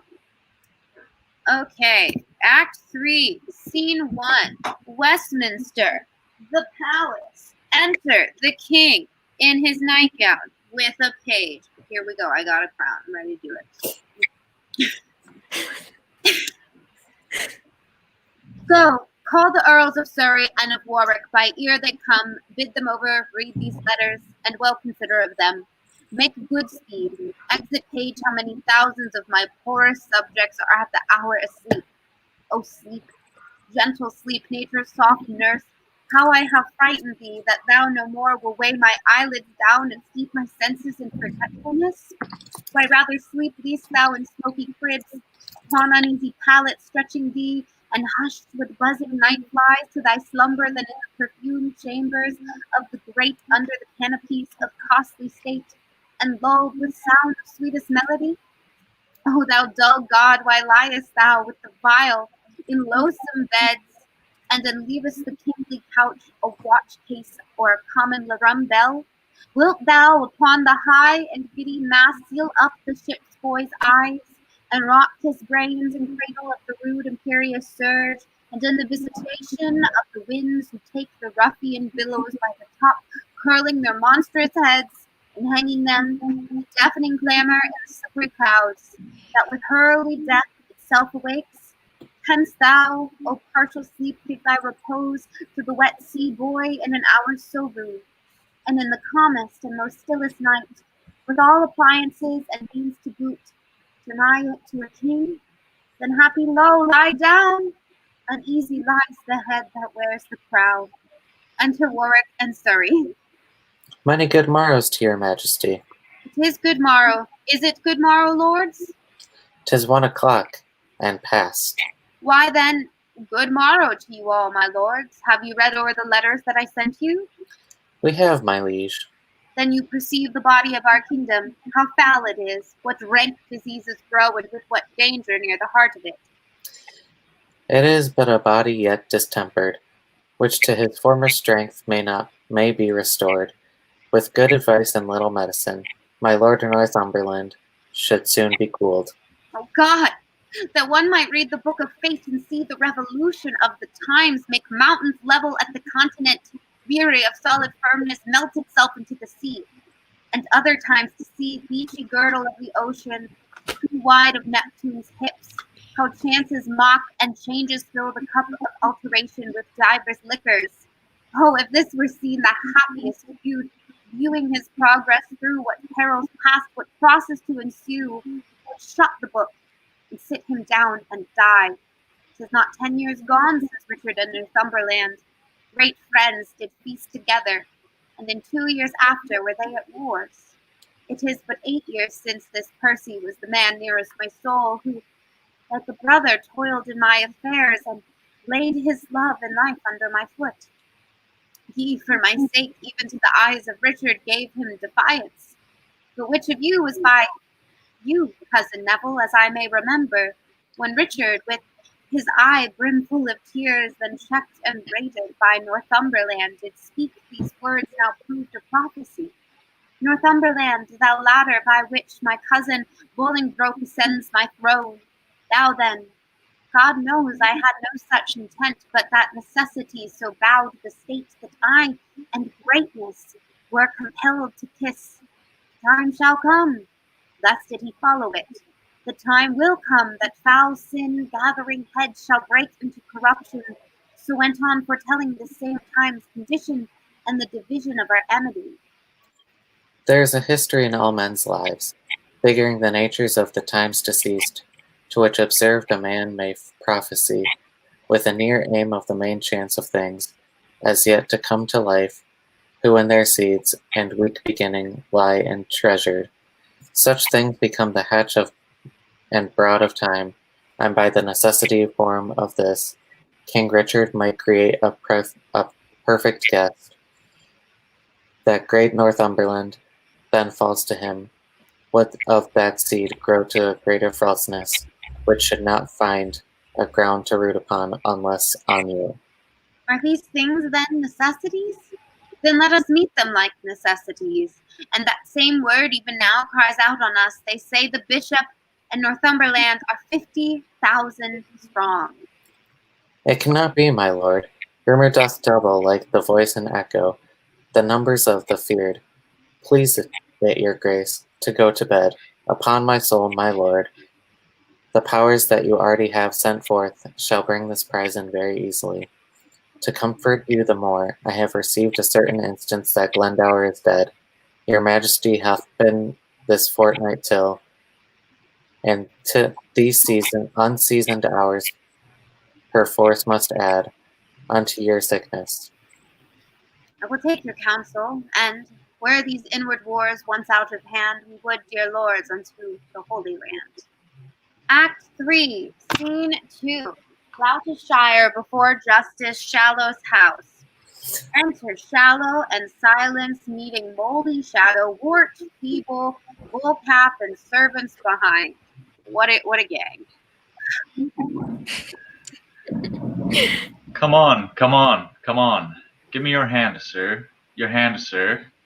An early stir by the rood, and how doth good cousin Silence? Good morrow, good cousin Shallow. And how doth my cousin, our bedfellow, and your daughter and mine, my good granddaughter Ellen? Alas, a black ousel, cousin Shallow. By yeah and no, sir. I dare say my cousin William is a good scholar. He is at Oxford still, is he not? Indeed, sir, to my cost. I must, then, to the inns a court shortly. I was Clement's Inn, where I think they will talk of Mad Shallow. You were called Lusty Shallow then, cousin. By the mass, I was called anything, and I would have anything indeed too, and roundly too. There was I, and little John Doyton of Staffordshire, and Black George Barnes, and Pickbone, and Will Squeal, a Cotswold man, and had not force swingebucklers in all the inns of court again. And I may say we were where the bona robas were, and had the best of all at commandment. Then was Jack Falstaff, now Sir John, and page to Thomas Mowbray, Duke of Norfolk. This Sir John, cousin, that comes hither anon about soldiers? The same Sir John, the very same. I see him break Scoggins' head at the court gate, when I was a crack not high, and the very same day did I fight with one Samson Stockfish, a fruiterer, behind Gray's Inn. Jesu, the days that I have spent, and to see how many of my old acquaintances are dead. We shall all follow, cousin. Certain, 'tis certain. Very sure, very sure. Death, as Psalmist saith, is certain to all. All shall die. How a good of Volocks at Stamford Fair? By my troth, I was not there. Death is certain. Is old Double of your town living? Dead, sir. Jesu, dead. Drew a good bow, and dead. I shot a fine shoot. John a Gaunt loved him well, and betted much his head, dead. I would have clapped the clout at 12 score, and carried you a forehand shaft a 14 and a half, that it would have done a man's heart good to how score of ewes now. Thereafter, as they be, a score of good ewes may be 10 pounds. And is old Double dead? Enter Bardolph and one with him.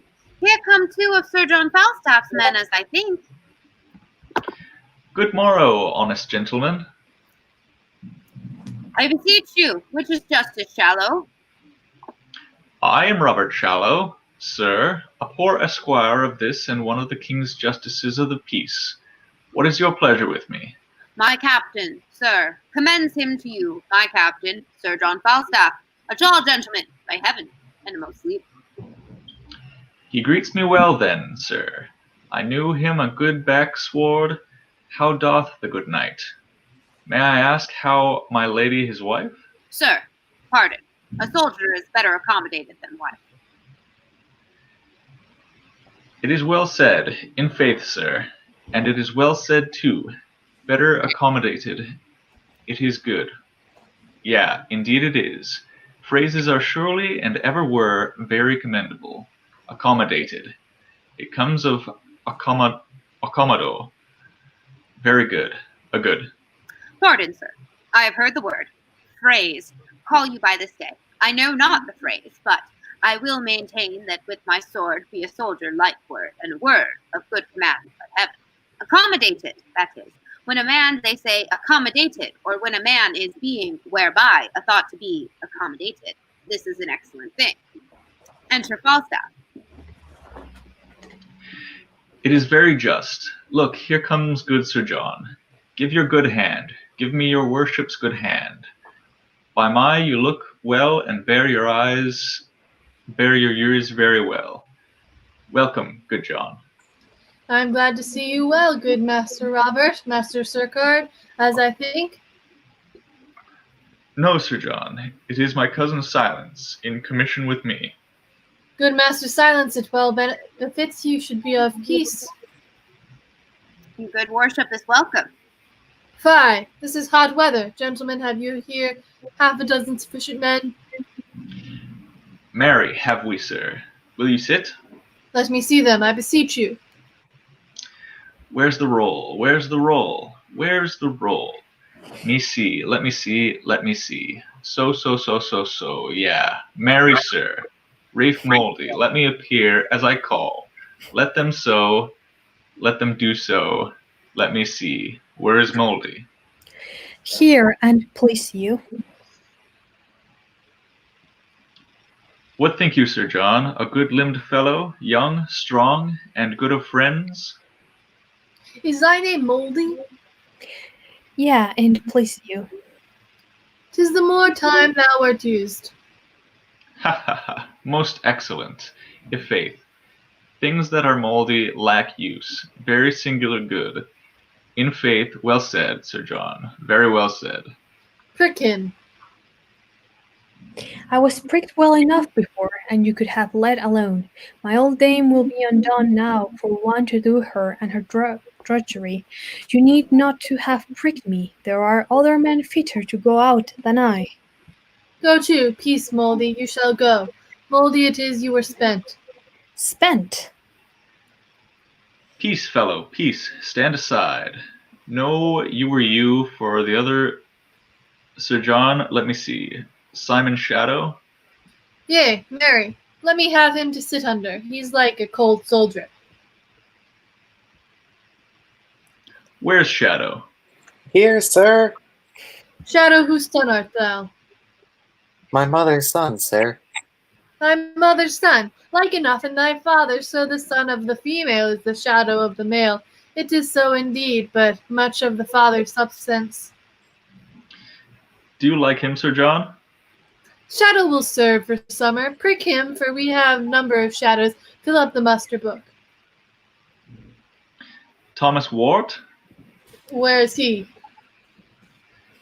Here, sir. Is thy name Wart? Yes, sir. Thou art a very ragged Wart. Shall I prick him, Sir John? It were superfluous, for his apparel is built upon back, and the whole frame stands upon pins. Prick him no. Ha ha ha. You can do it, sir, you can do it. I you well. Francis Feeble? Here, sir. What trade art thou, feeble? A woman's tailor, sir. Shall I prick him, sir? You may, but if he had been a man's tailor, he'd have pricked you. Wilt thou make as many holes in an enemy thou hast done in a woman's petticoat? I will do my good will, sir. You can have no more. Well said, good woman's tailor. Well said, courageous feeble. Thou wilt be as valiant as the wrathful dove or most magnanimous mouse. Pick the woman's tailor well, Master Shallow, deep Master Shallow. I would Ward might have gone, sir. I would thou wert a man's tailor, that thou mightst make him and make him fit to go. I cannot put him to a private soldier. That is the leader of so many thousands. Let that suffice, most forcible feeble. It shall suffice, sir.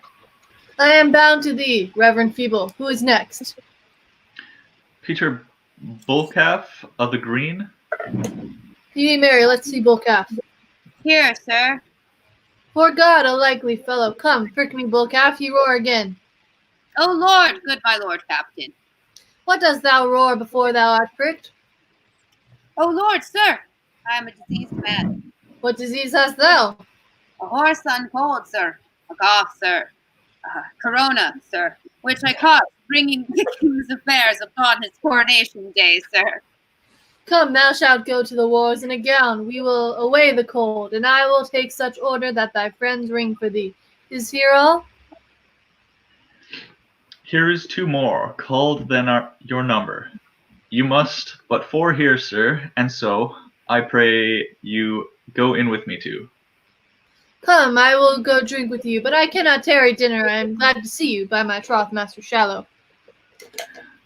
Oh, Sir John, do you remember since we lay all night in windmill at St. George's Field? No more of that, Master Shallow, no more of that. Ha! 'Twas a merry night. And is Jane Nightwork alive? She lives, Master Shallow. She never could away with me. Never, never, she would always say she could not, Master Shallow. By the mass, I could anger her to the heart. She was a Bonaroba. Doth she hold her own well? Old, old Master Shallow. Nay, she must be old. She cannot choose but be old. Certain she's old. And had Robin night work by old night work before I came to Clement's Inn. It's 55 years ago. Ha, cousin, silence. That thou hast seen, that night and I have seen. Ha, Sir John, said I well? We have heard the chimes of midnight, Master Shallow. That we have, that we have, that we have. In faith, John, we have. Our watchword was hem, boys. Come, let's to dinner. Come, let's to dinner. Jesus, the days that we have, come, come. Exit Falstaff and Justices. Good Master Corporate Baldoff, stand, my friend, and here's 4 hairy 10 shillings in French crowns for you. In truth, sir, I had as lief be hanged, sir, as go, and yet for mine own part, sir, I do not care, but rather because I am unwilling, and for mine own part have a desire to stay with friends, else, sir, I do not care for mine own part so much. Go to, stand aside. And good Master Corporal Captain, for my old dame stand my friend. She has nobody to do anything about her when I'm gone, and she's old, and cannot help herself. You shall 40, sir. Go to, stand aside. By my troth, I care not. A man can die but once. We owe a death. I'll never bear a base mind, and be my destiny so, and be not so. No man's too good to serve prince, and it go which way it will. He that dies this year is quit for next. Well said. That's a good fellow. Faith, I'll bear no base mind. Re-enter Falstaff and the Justices. Come, sir, which men shall I have? 4 of which you please. Sir, a word with you. I have 3 pounds of free and bull calf. Go to, well. Come, Sir John, which 4 will you have? Do you choose for me? Marry, then Moldy, Bullcalf, Feeble, and Shadow. Moldy and Bullcalf for you. Moldy, stay at home. You are past service. And for your part, Bullcalf, grow you unto it. I will none of you. Sir John, do not yourself wrong. They are likeliest men, and I would have you served with the best. Will you tell me, Master Shallow, how to choose the care? I for the limbs, the thews, the stature, bulk, and big semblance of a man. Give me the spirit, Master Shallow. Wart, you see what a ragged appearance 'tis. I shall charge and discharge you with the motion of the pewter's hammer, off and on, swifter than he that gibbets on the brewers, and the same half-faced fellow, Shadow. Give me this man. He presents no mark of the enemy. The foeman may, with as great level at the edge of a penknife, and for a retreat how will this feeble, the woman's tailor, run off? Oh, give me the spare men, and spare me the great ones. Put me a caliver into the war's hand, Bardolph. Hold word, traverse, thus. Come, manage me your caliver. So, very well, go to. Good, exceeding good.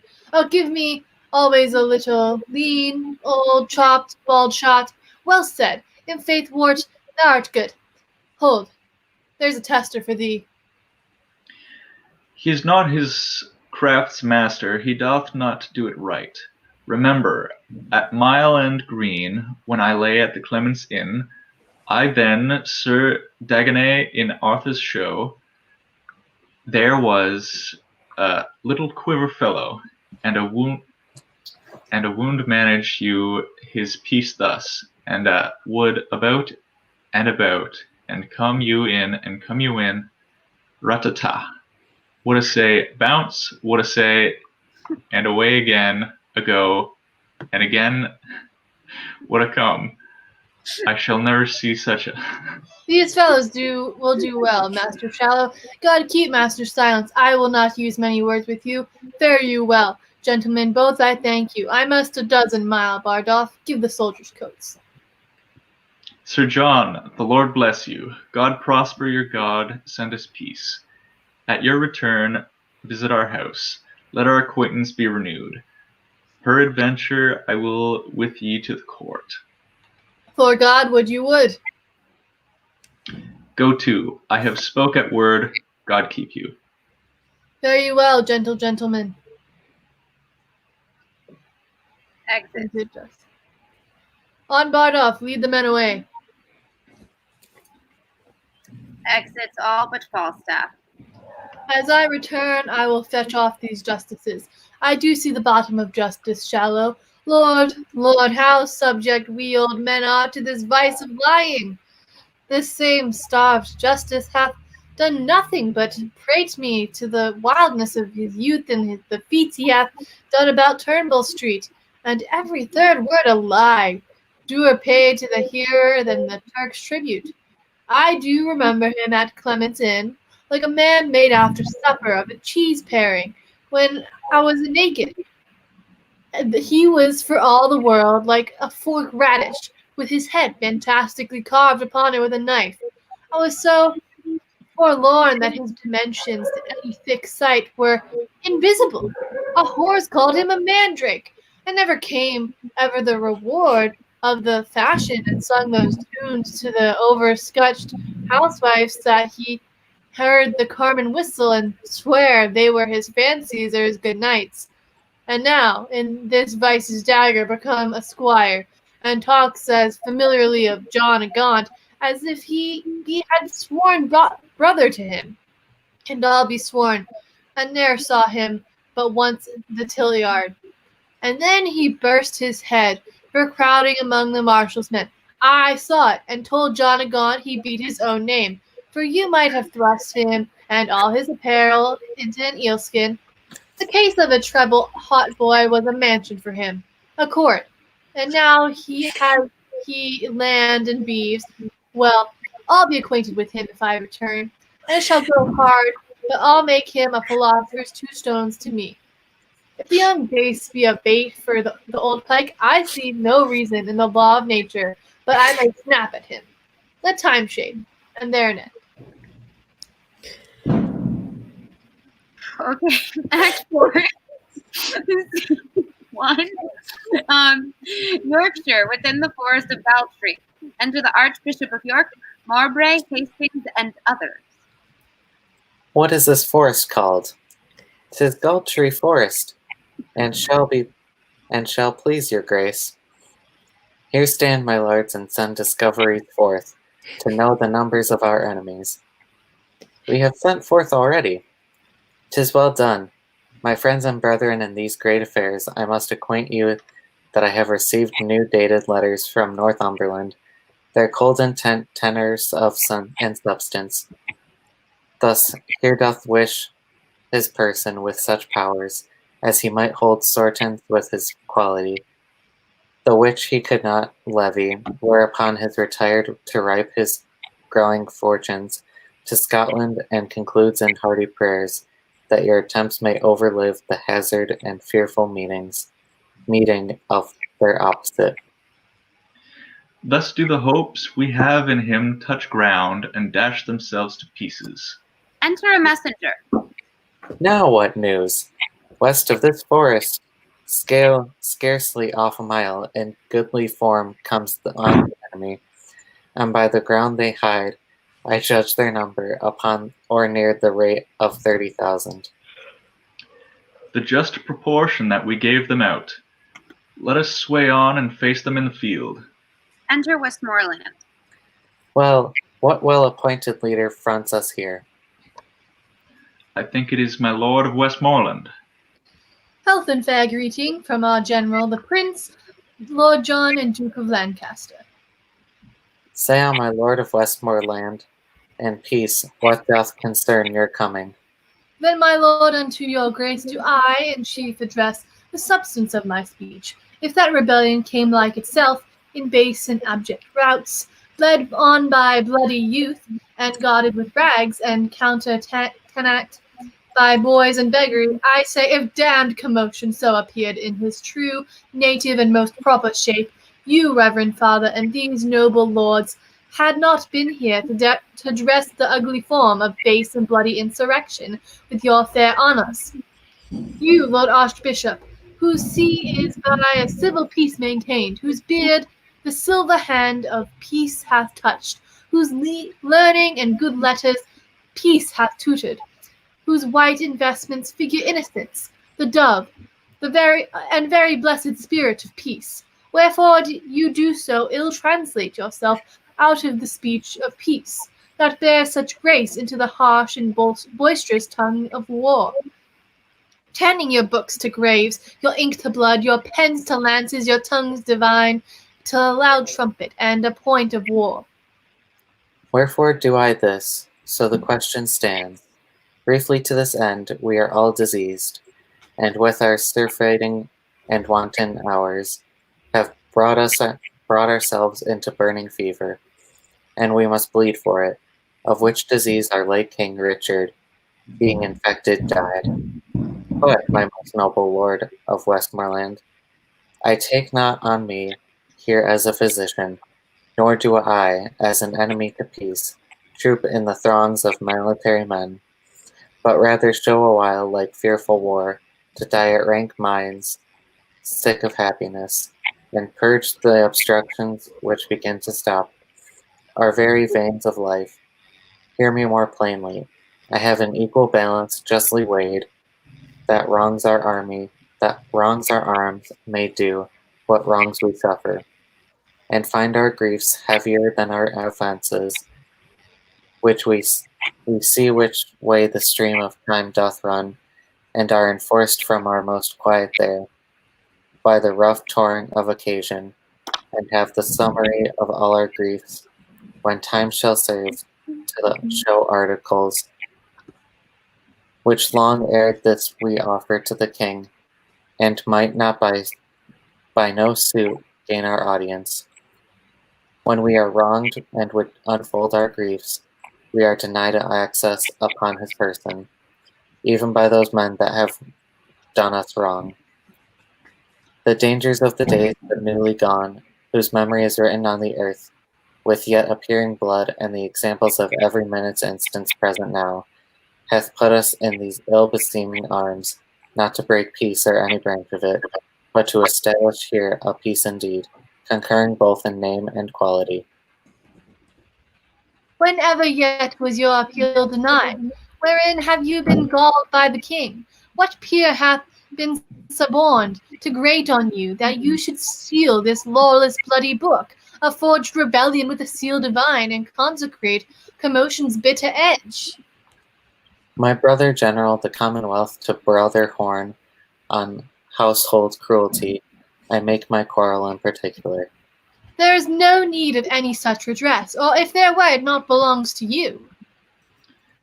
Why not to him in part, and to us all that feel the bruises of the days before, and suffer the condition of these times to lay a heavy and unequal hand upon our honours? Oh, my good Lord Mowbray, construe the times to their necessities, and you shall say, indeed, it is the time, and not the king, that doth you injuries. Yet for your part it not appears to me, either from the king or in the present time, that you should have an inch of any ground to build a grief on. Were you not restored to all the Duke of Norfolk's signories, your noble and right well-remembered fathers? What thing in honour had my father lost that need to be revived and breathed in me? The king that loved him, as the state stood then, was perforce compelled to banish him, and then that Henry Bolingbroke and he being mounted and both roused in their seats, their neighing coursers daring of the spur, their armed staves in charge, their beavers down, their eyes of fire sparkling through the sights of steel, and the loud trumpet blowing them together, then, when there was nothing could have stayed my father from the breast of Bolingbroke. Oh, when the king did throw his warder down, his own life hung upon the staff he threw, then threw he down himself and all their lives, that by the indictment and by the dint of sword have since miscarried under Bolingbroke. You speak, Mowbray, no, now you know not what. The Earl of Hereford was reputed then in England the most valiant gentleman who knows on whom fortune would then have smiled. But if your father had been victor there, he ne'er had borne it out of Coventry, for all the country in a general voice cried hate upon him, and all their prayers and love were set on Hereford, whom they doted on and blessed and graced indeed more than the king. But this is mere digression for my purpose. Here I come from our princely general to know your griefs, to tell you from his grace that he will give you audience, and wherein it shall appear that your demands are just. You shall enjoy them, everything set off, that might so much as think you enemies. But he has forced us to compel this offer, and it proceeds from policy, not love. Mowbray, you overween to take it so. This offer comes from mercy, not from fear. For lo, within a ken of our army lies, upon mine honour, all too confident to give admittance to a thought of fear. Our battle is more full of names than yours, our men more perfect in the use of arms, our armour all as strong, our cause the best, then reason with our hearts should be as good. Say you not, then our offer is compelled. Well, by my will, we shall admit no parley. That argues but the shame of your offence. A rotten case abides no handling.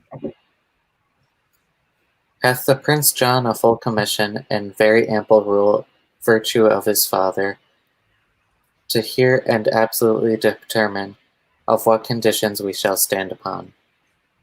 That is intended in the general's name. I muse you make so slight a question. Then take, my lord of Westmoreland, this schedule, for this contains our general grievances, each several article herein redressed. All members of our cause, both here and thence, that are insinued to this action, acquitted by a true substantial form, and present execution of our wills, to us and to our purposes confined, we come within our awful banks again, and knit our powers to the aim of peace. This will I show the general. Please you, lords, in sight of both our battles we may meet, and either end in peace, which God so frame, or to place of difference cool the swords which must decide it. My lord, we will do so. Exit Westmoreland. There is a thing within my bosom tells me that no conditions of our peace can stand. Fear you not, if we can make our peace upon such large terms and so absolute as our conditions shall consist upon, our peace shall stand as firm as rocky mountains. Yeah, but our valuation shall be such that every slight and false derived cause, every idle, nice and wanton reason, shall to the king taste of this action, that were our royal faith's martyrs in love, we shall be winnowed with so rough a wind that even our corn shall seem as light as chaff, and good from bad find no partition.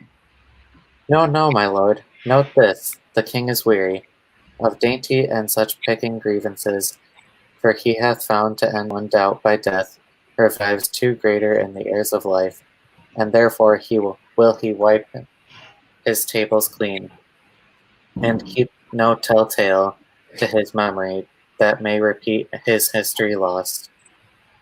To new remembrance, for full well he knows, he cannot so precisely weed this land, and his misdoubts present occasion.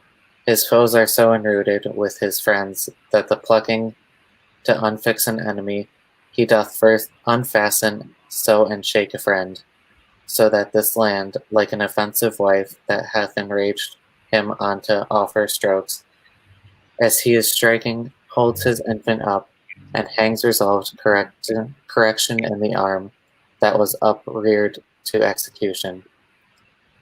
Besides, the king hath wasted all his rods on late offenders, that he now doth lack the very instruments of chastisement, so that his power, like to a fangless lion, may offer but not hold.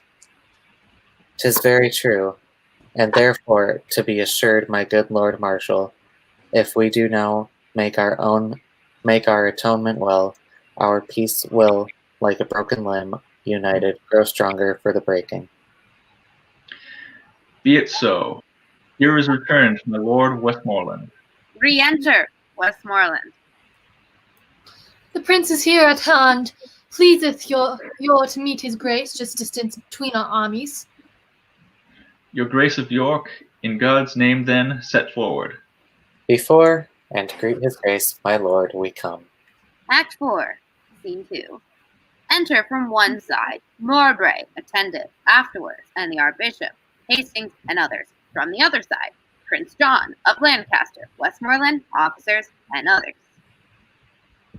You are well encountered here, my cousin Mowbray. Good day to you, gentle Archbishop, and so to you, Lord Hastings, and to all my land of York.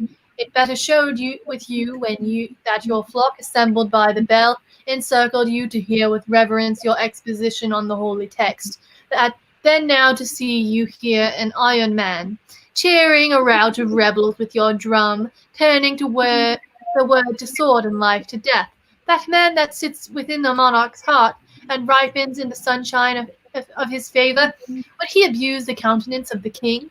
Alack, what mischiefs might he set abroach in shadow of such greatness? With you, Lord Bishop, it is even so.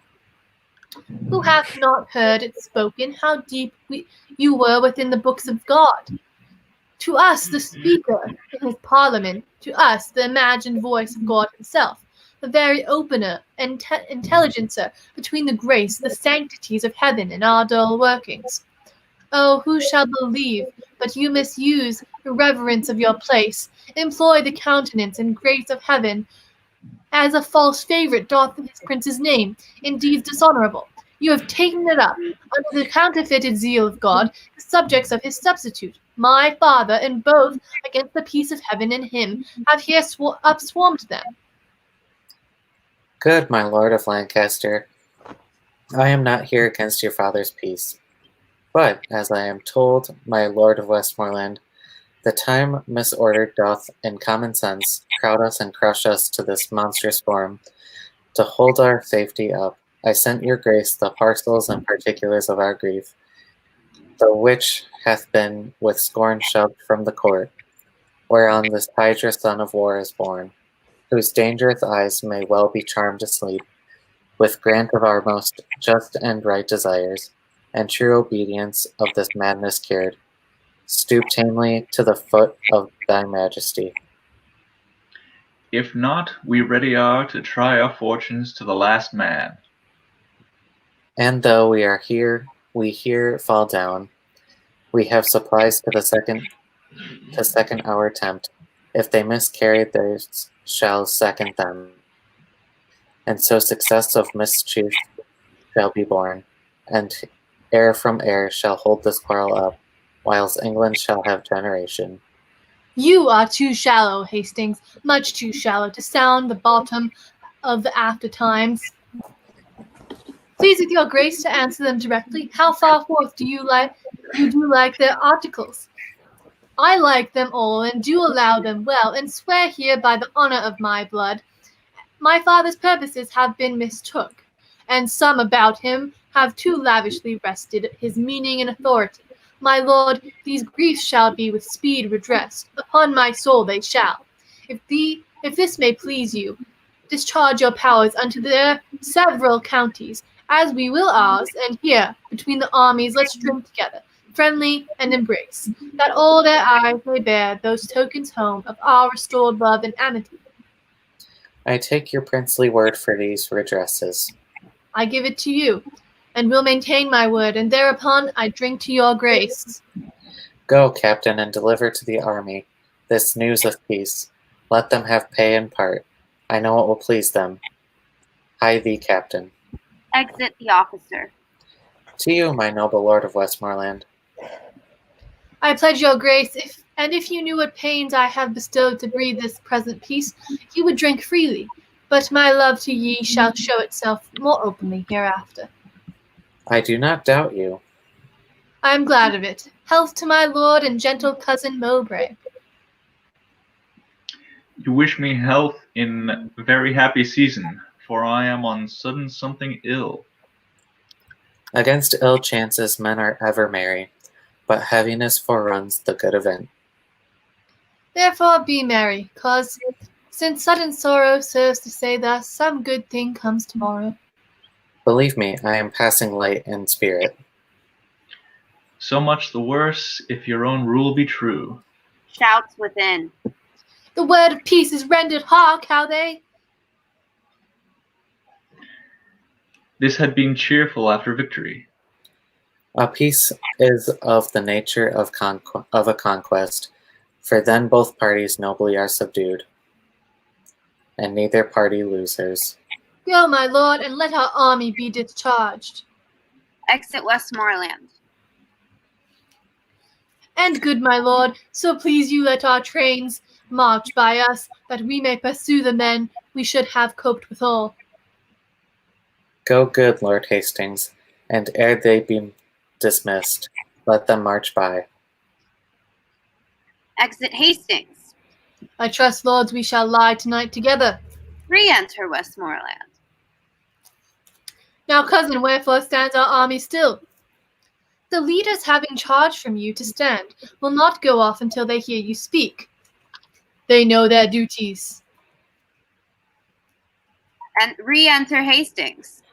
My lord, our army is dispersed already, like youthful steers unyoked. They take their courses east, west, north, south, or like a school broke up.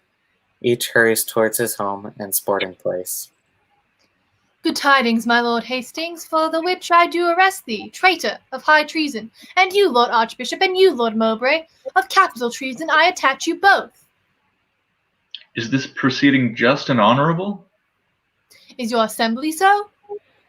Will you thus break your faith? I pawned thee none. I promised you redress of these same grievances whereof you did complain, which by mine honour I will perform with a most Christian care.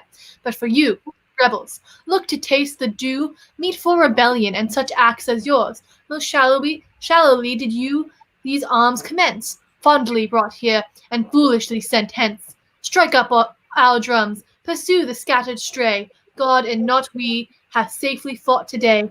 Some guard these traitors to block of death. Treason's true bed and yielder up of breath.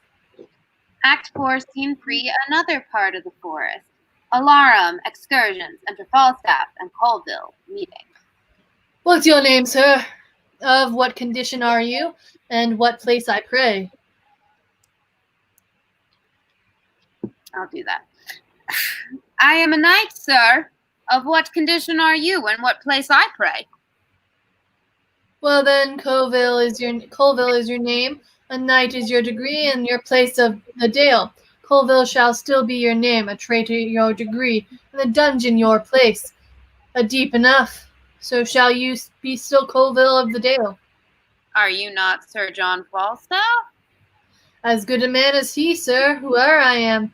Do you yield, sir, or shall I sweat for you?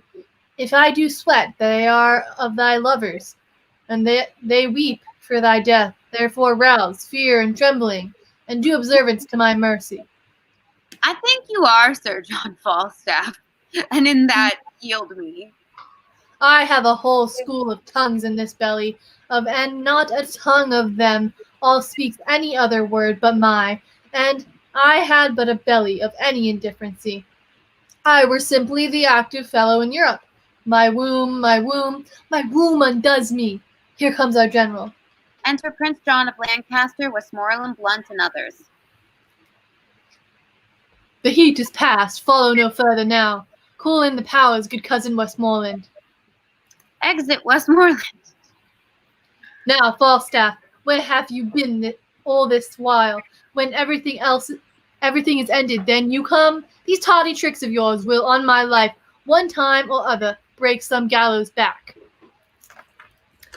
I would be sorry, my lord, but it should be thus. I knew yet but rebuke and check was the reward of valor. Do you think me a swallow, an arrow, or a bullet? Have I in my poor old motion the expedition of thought? I have speeded hither the very extremest inch of possibility. I have foundered 90 and odd posts, and here, travel tainted as I am, have my pure and immaculate valor taken Sir John Colville of the Dale, a most furious knight and valorous enemy. But what of he saw me and yielded, and that I may justly say, with the fellow of Rome, I came, saw, and overcame. It was more of his courtesy than your deserving. I know not. Here he is, and here I yield him, and I beseech your grace, let it be booked with the rest of his deeds, or by the Lord, I will have it a particular ballad else, with mine own picture on the top of it. Colville kissing foot to the which course, if I be enforced, if you do not all show the guilt like gilt 2 pences to me, and I in the clear sky o'ershine you as much as the full moon doth the cinders of it element, which show like pinheads to her. Believe not of the noble. Therefore, let me have right and let desert. Thine's too heavy to mount. Let it shine then. Thine's too thick to shine. Let it do something, my good lord, that may do me, and call it what you will. Is thy name Colville? It is, my lord. A famous rebel art thou, Colville, and a famous true subject took him. I am, my lord, but as my betters are that led me hither. Had they been wooed by me, you should have won them dearer than you have. I know not how they sold themselves, but thou, like and kind fellow, gavest thyself away gratis, and I thank thee for thee. Re-enter Westmoreland.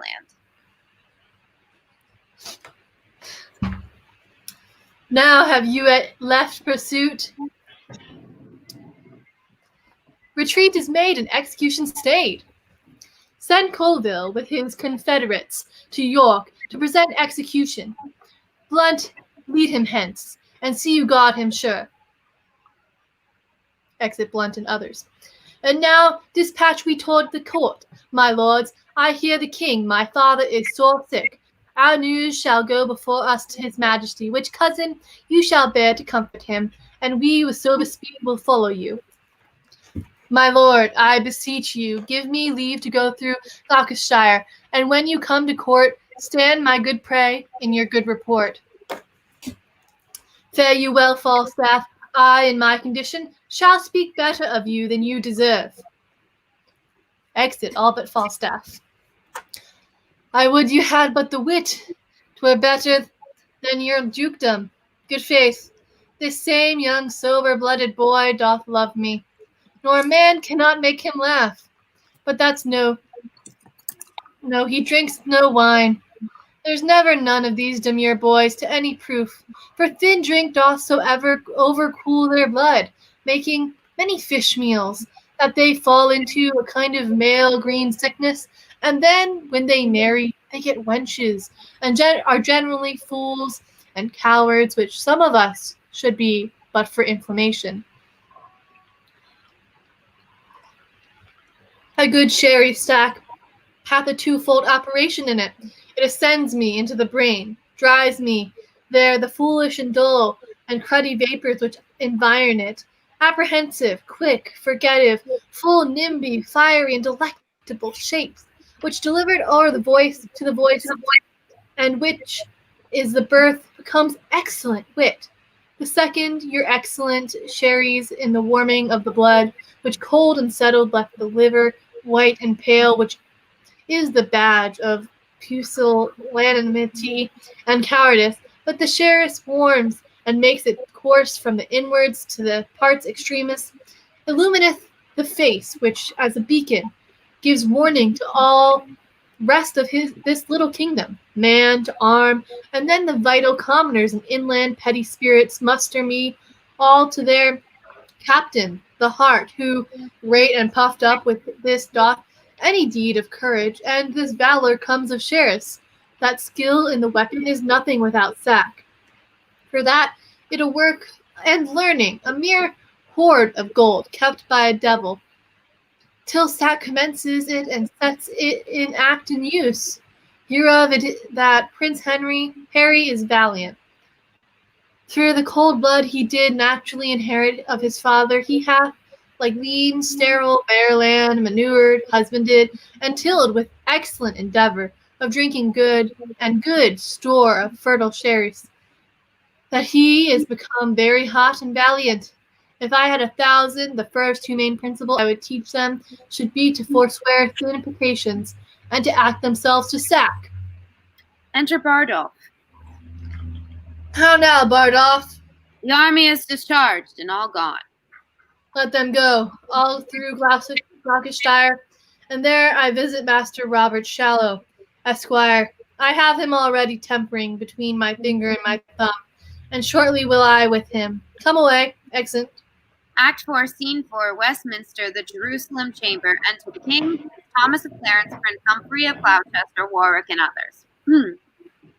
Now, lords, if God doth give successful end to this debate that bleedeth at our doors, we will our youth lead on to higher fields, and draw no swords but what are sanctified. Our navy is addressed, our power connected, our substitutes in absence well invested, and everything lies level to our wish.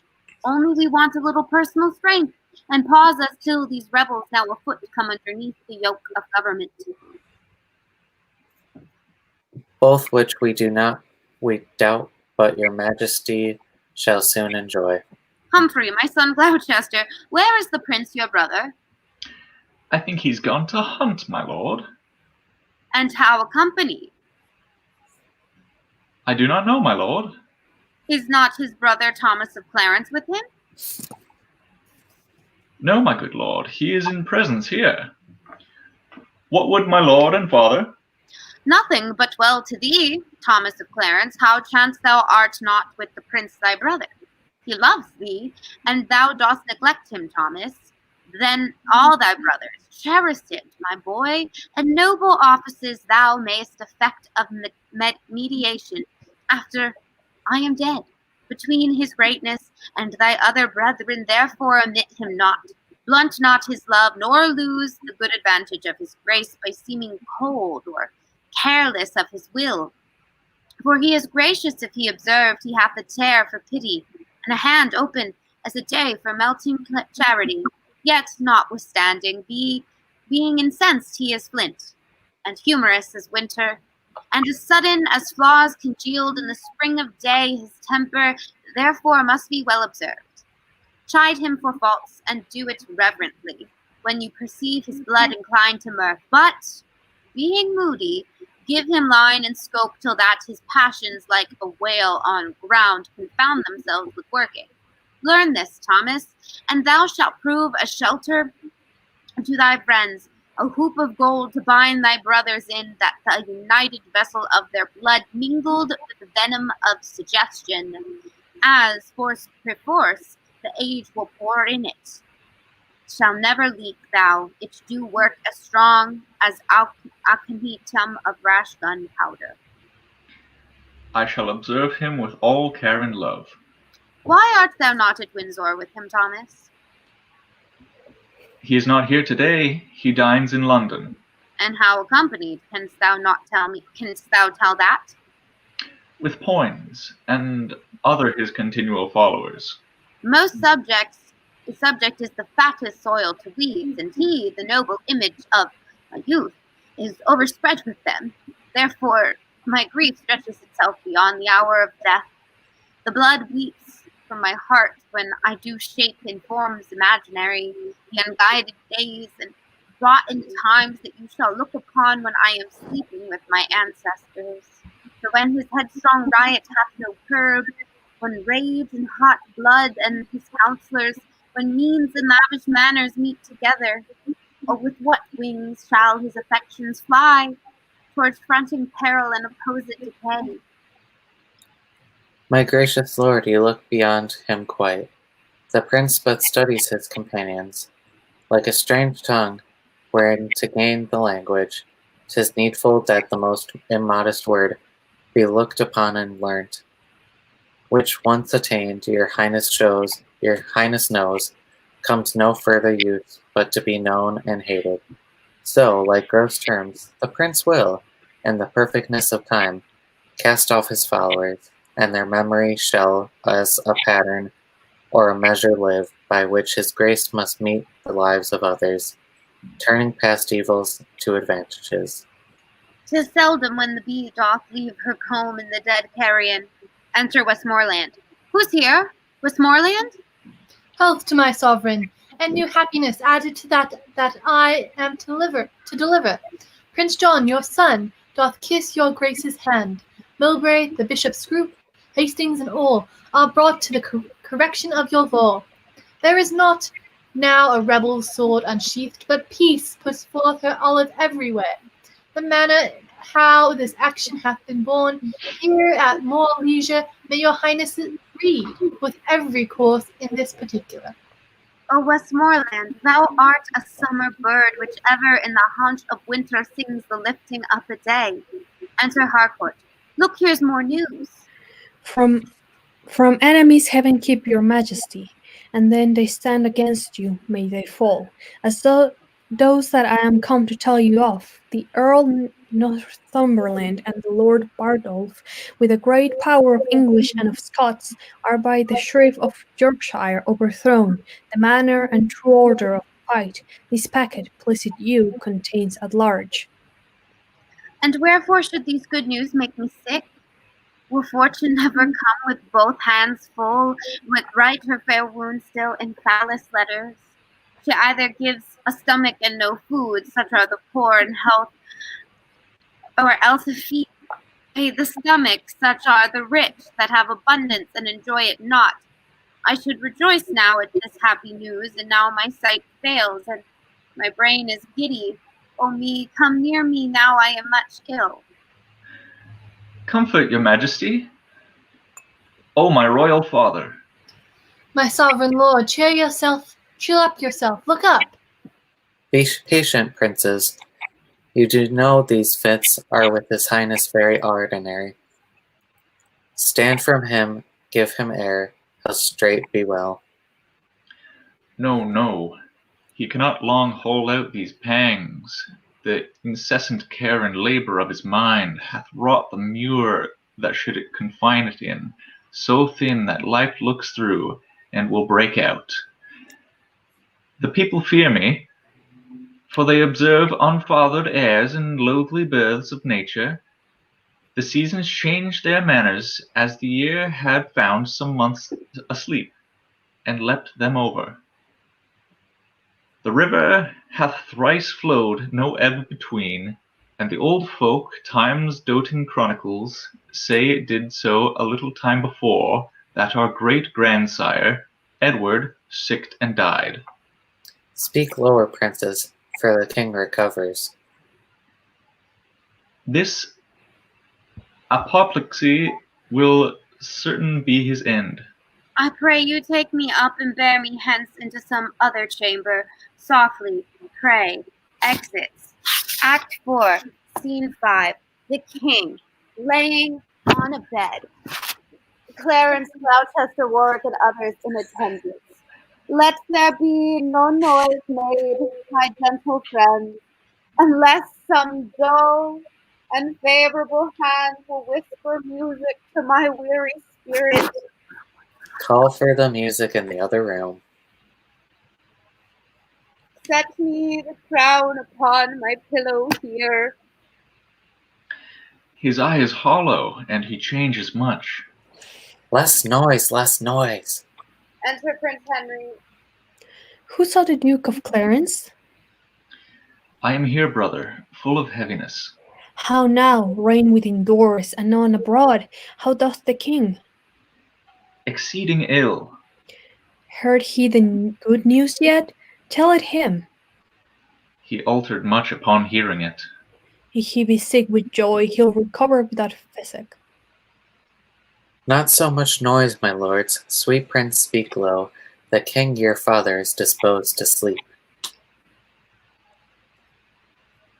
Let us withdraw into the other room. Will it please your grace to go along with us? No, I will sit and watch here by the king. Exit all but the prince. Why doth the crown lie there upon his pillow, being so troublesome a bedfellow? O polish conservation, golden care, that keep the ports of slumber open wide, too many a watchful night. Sleep with it now, yet not so sound and half so deeply sweet, as he whose brow with homely big and bound snores out of the watch of night. O majesty, when thou dost pinch thy bearer, thou dost sit like a rich armor worn in heat of day, discalced with safety. By his gates of breath there lies a downy feather which stirs not. Did he surprise that light and weightless down perforce must move? My gracious lord, my father, this sleep is sound indeed. This is a sleep that from this golden regal had divorced so many English kings. Thy due from me is tears and heavy sorrows of the blood, which nature, love, and filial tenderness shall, O dear father, pay thee plenteously. My due from thee is this imperial crown, which as immediate from thy place and blood derives itself to me. Putting on the crown.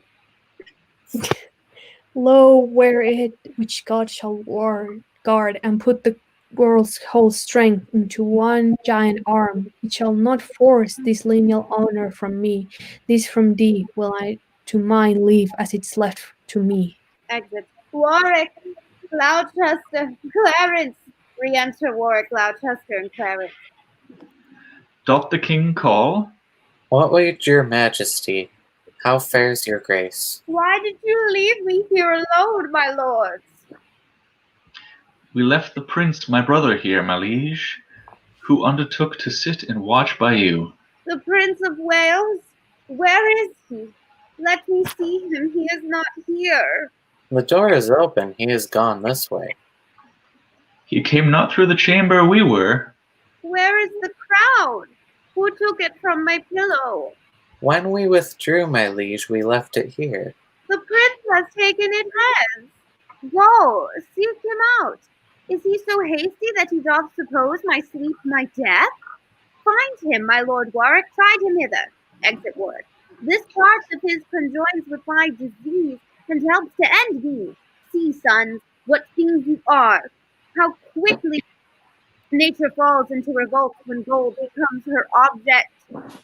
For this, the foolish, over-careful fathers have broke their sleep with thought, their brains with care, their bones with industry, for they have engrossed and filled up the cankered heaps of strange achieved gold.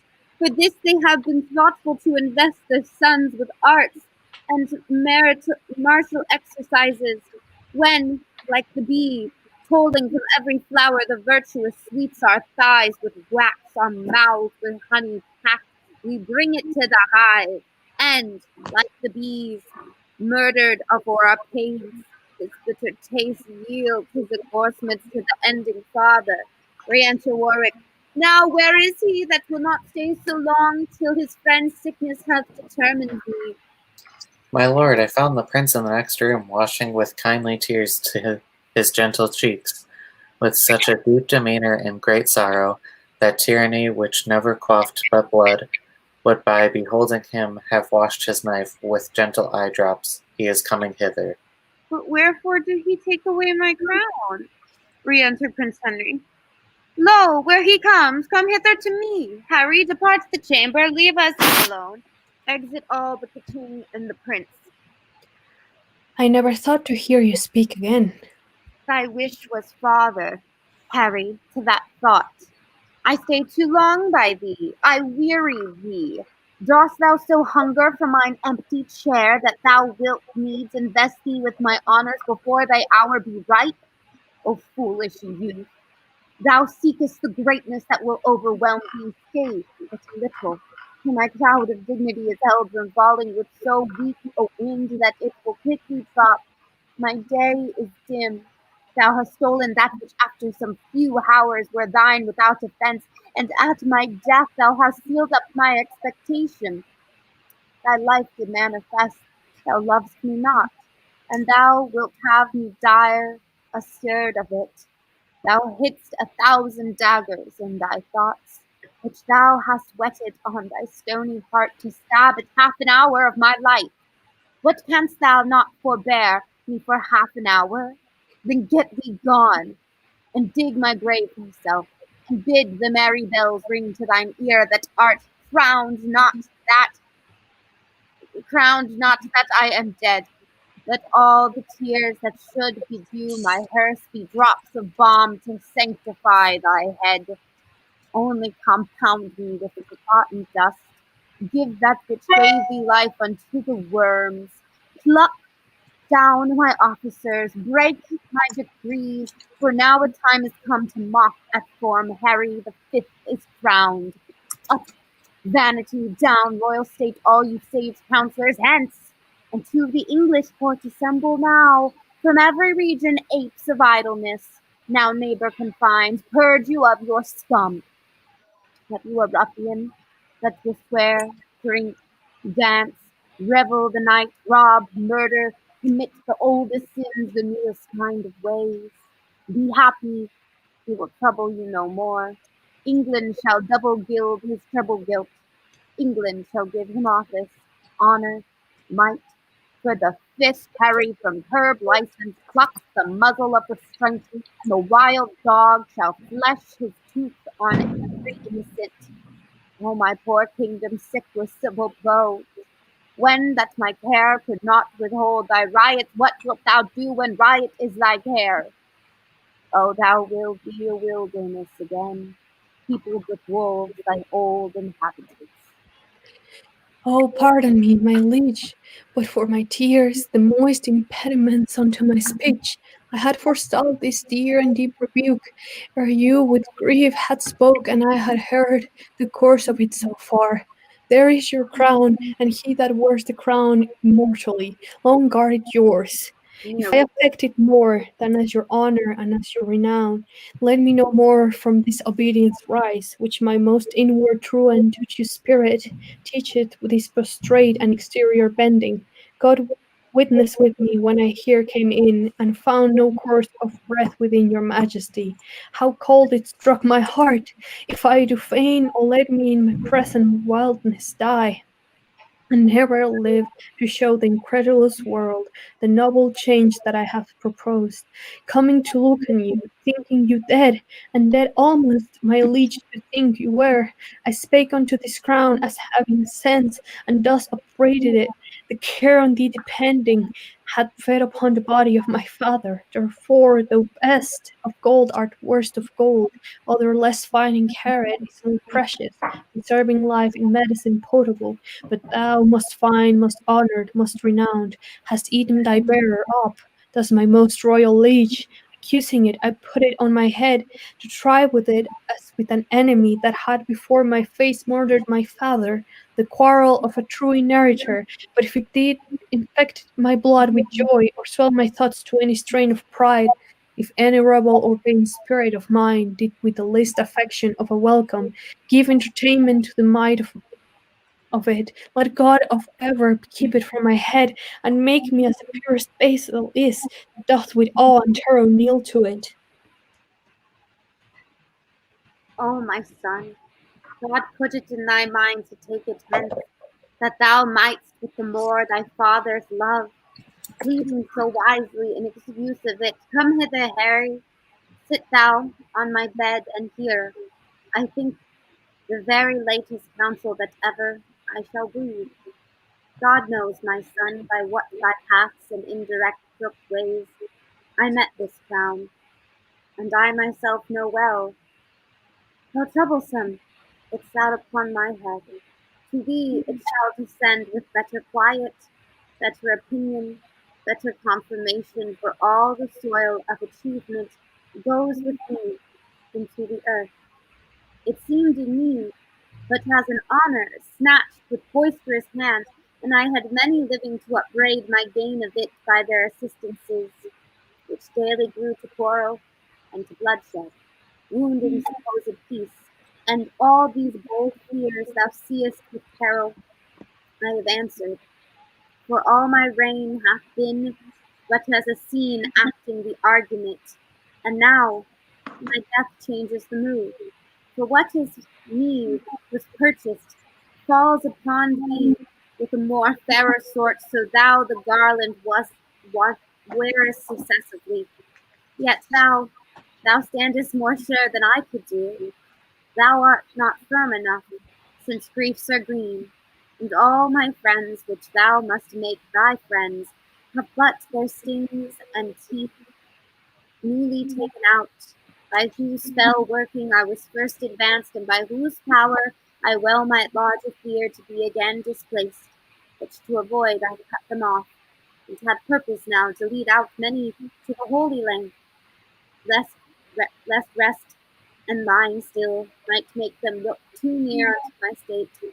Therefore, my Harry, be it thy course to busy giddy minds with foreign quarrels, that action hence borne out my waste the memory of the former days. More would I, but my lungs are wasted so, that strength of speech is utterly denied me. How I came by the crown, and God forgive, and grant it may with thee in true peace live. My gracious liege, you won it, wore it, kept it, gave it me, then plain and right must my possession be, which I with more and with common pain, against all the world would rightfully maintain. Enter Prince, no, Enter Prince John of Lancaster, Warwick Lords, and others. Look, here comes my Lord John of Lancaster.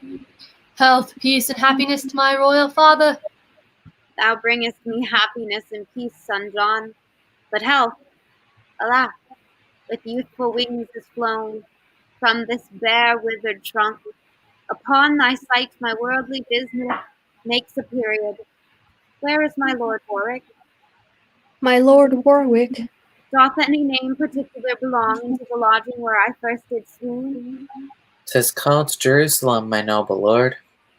God be to God, even there my life must end. It hath been prophesied to me many years, I should not die but in Jerusalem, which vanity I suppose the Holy Land. But bear me to that chamber, there I'll lie, in that Jerusalem shall Harry die. Act 5, Scene 1, Gloucestershire, Shallow's house. Enter Shallow, Falstaff, Ralph, and a page. By cock and pie, sir, you shall not away tonight. What, Davy, I say? You must excuse me, Master Robert Shallow. I will not excuse you. You shall not be excused. Shall not be admitted. There's no excuse shall serve. You not be excused. Why, Davy? Enter Davy. Yes, sir. Davy. Let me see, Davy. Let me see, Davy. Let me see. Yeah. Mary, William Cook. Bid him come, Sir John. You shall not be excused. Marry, sir, thus those precepts cannot be served. And again, sir, shall we sow the headland with wheat? With red wheat, Davy. But for William Cook, there are young pigeons. Yes, sir. Here is now the smith's note for shoeing and plow irons. Let it be cast and paid. Sir John, you shall not be excused. Now, sir, a new link to the bucket needs to be had. Sir, do you mean to stop any of William's wages about the lost the other day at Hinckley Fair? I shall answer it. Some pigeons, Davy, a couple of short-legged hens, a joint mutton, and any pretty little kickshaws. Tell William Cook. Got the man of war stay all night, sir? Yeah, Davy. I will use him well. A friend of the court, better than a penny in purse. Use his men well, Davy, for an errant knaves and will backbite. No worse than they are backbitten, sir, for they have marvelous foul linen. Well conceited, Davy. About thy business, Davy. I beseech you, sir, to the countenance William Visor of against Clement Perks o' the Hill. There is many complaints, Davy, about that Visor. Visor is an errant knave, on my knowledge. I grant your worship that he is a knave, sir, but yet, God forbid, sir, but a knave should have some countenance at his friend's request. An honest man, sir, is able to speak for himself when a knave is not. I have served your worship, sir, this 8 years, and I cannot once or twice in a quarter bear out a knave against an honest man. I have but a very credit with your worship. The knave is mine honest friend, therefore I beseech you, let him be countenanced. Go to, I say he shall have no wrong. Look about.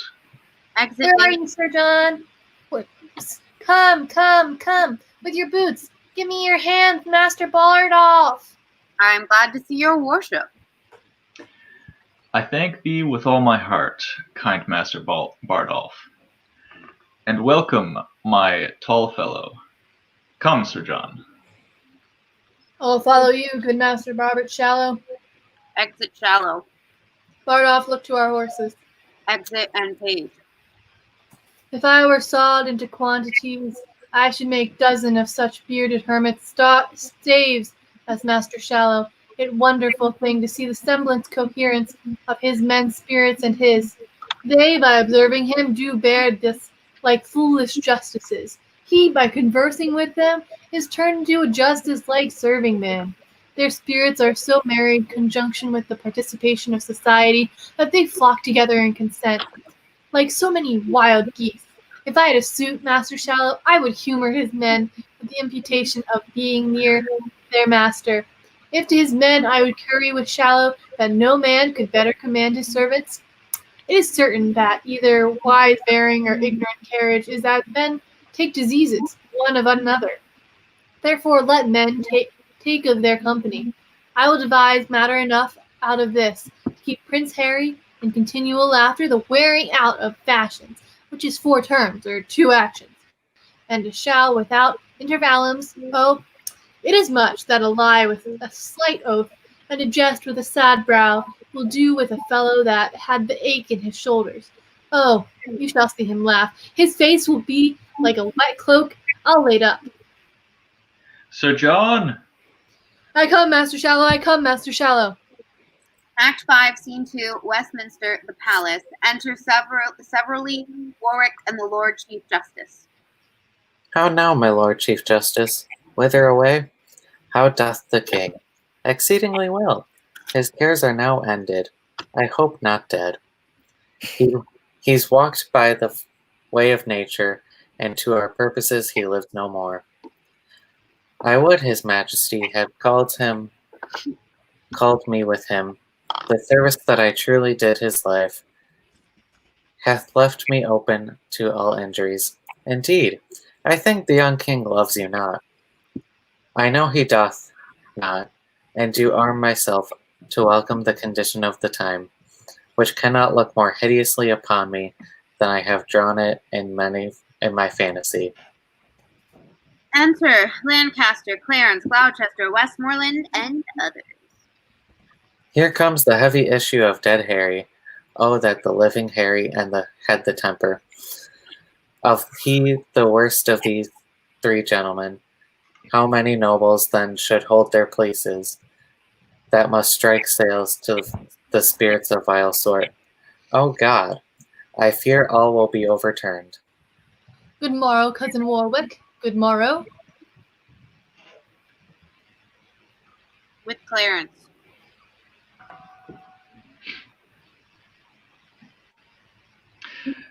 Good morrow, cousin. We meet like men that had forgot to speak. We do remember, but our argument is all too heavy to admit much talk. Well, peace be with him that hath made us heavy. Peace be with us, lest we be heavier.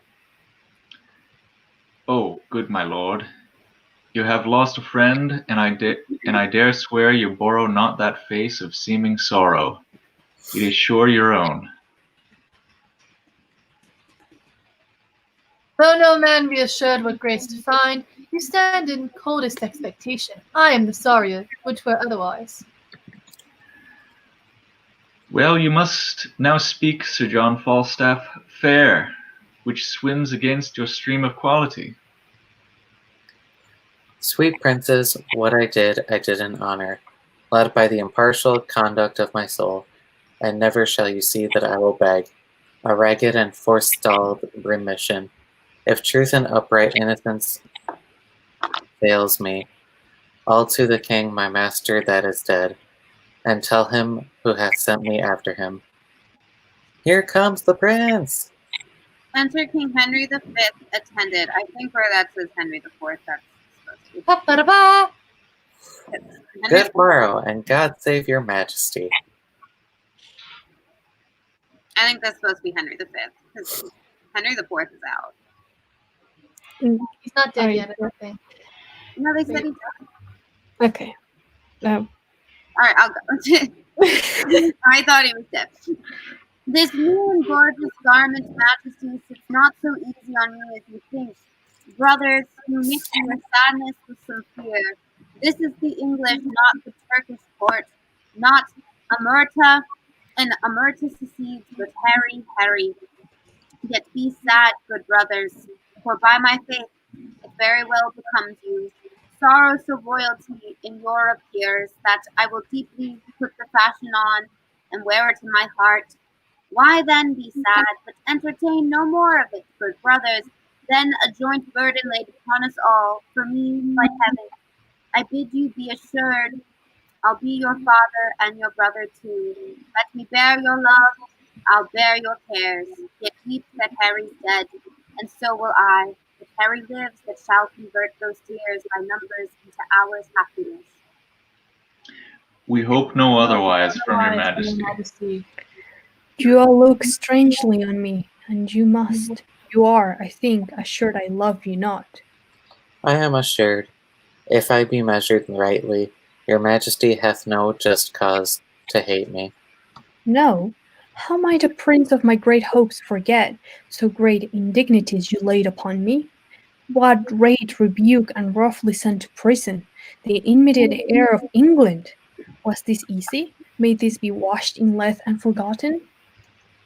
I then did use the person of your father, the image of his power lay then in me, and in the administration of his law, whiles I was busy for the Commonwealth, your highness, please to forget my place, the majesty and the power of the law and justice, the image of the king whom I presented, and struck me in my very seat of judgment, whereon as an offender to your father I gave bold way to my authority, and did commit you. If the deeds were ill, be you contented wearing now the garland. To have a son set your decrees at naught, to pluck down justice from your awful bench, to trip the course of law and blunt the sword that guards the peace and safety of your person. Nay, more, to spurn at the most royal image, and mock your workings in a second body, question your royal thoughts, make the case yours. Be now the father and propose a son. Hear your own dignity so much profaned. See your most dreadful laws so loosely slighted. Behold yourself so by a son disdained. And then imagine me taking your part, and in your power self-silencing your son, after this cold considerance sentence me. And as you are a king, speak in your state, what I have done that misbecame my place, my person, or my liege's sovereignty. You are right, justice, and you weighed it well. Therefore still bear the balance and the sword, and I do wish your honors may increase, till you do live to see a son of mine, offend you and obey you as I did. So shall I live to speak my father's words. Happy am I that have a man so bold, that dares do justice on my proper son, and not less happy having such a son, that will deliver up his greatness so, into the hands of justice. You did commit me, for which I do commit into your hand its unsustained sword that you have used to bear, with this remembrance, that you use the same with the like bold, just as an impartial spirit, as you have done against me. There is my hand. You shall be as a father to my youth. My voice shall sound as you do prompt mine ear, and I will stoop and humble my intents to your well-practiced wise directions. And princes all, believe me, I beseech you. My father is gone well into his grave, for in his tomb lie my affections, and with his spirit sadly I survive, to mock the expectation of the world, to frustrate prophecies, and to raise out rotten opinion, who hath brought me down after my seeming.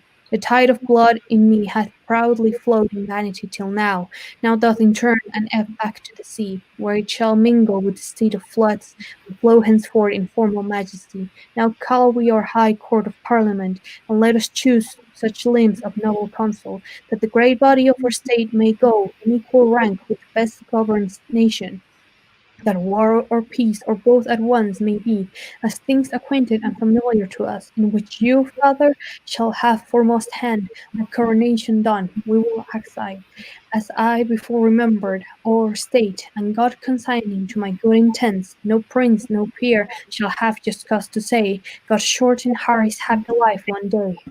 Act 5, Scene 3, Gloucestershire, Shallow's Orchard. Enter Falstaff, Shallow, Silence, Bardolph, Page, Davy.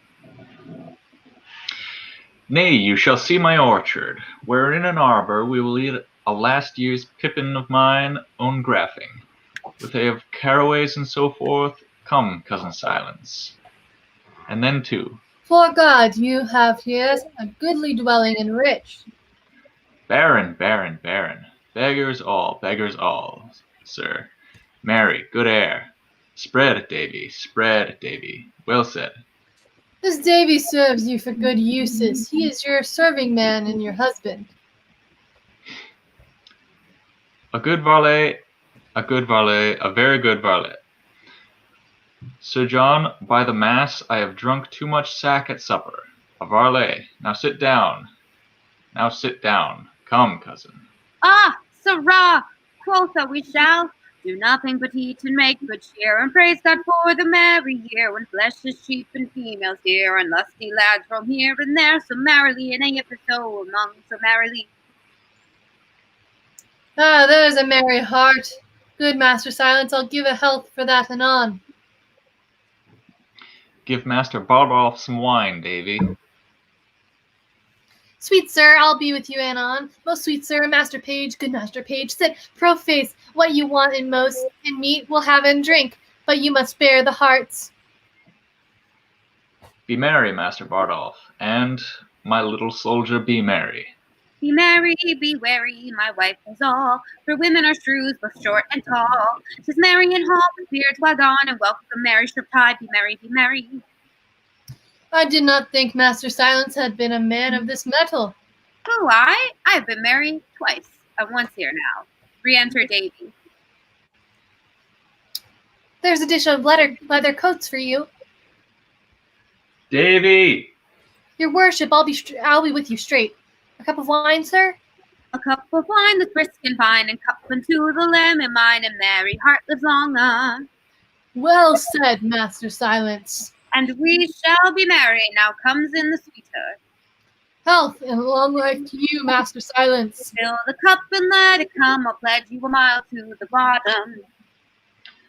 Honest Bardolph, welcome. If thou want'st anything, and wilt not call, beshrew thy heart. Welcome to my tiny, and welcome indeed too. I'll drink to Master Bardolph, and to the caballeros about London. I hope to see London once ere I die. And I might see you there, Davy. By the mass, you'll crack a quart together. Ha! Will not Master Bardolph? Yea, sir, in a pottle pot. By God's liggins, I thank thee. The knave will stick thee. I can assure thee that. I will not out. Ah, 'tis true bred. And I'll stick by him, sir. Why, there spoke a king. Lack nothing, be merry. One knock at the door. Look, who's at the door there? Ho, who? Exit Davy. Falstaff to Silence, who has drunk a bumper. Why now, done me right. Do me right and love me nights, time ye all go, isn't not so? 'Tis so. Isn't so? Why then, say an old man can do somewhat. Ain't please your worship, there's one pistol came for court with news. From the court? Let him come in. Enter, How now, pistol? enter Sir pistol. John, God save you. What wind blew you hither, pistol? Not the ill wind which blows no man to good.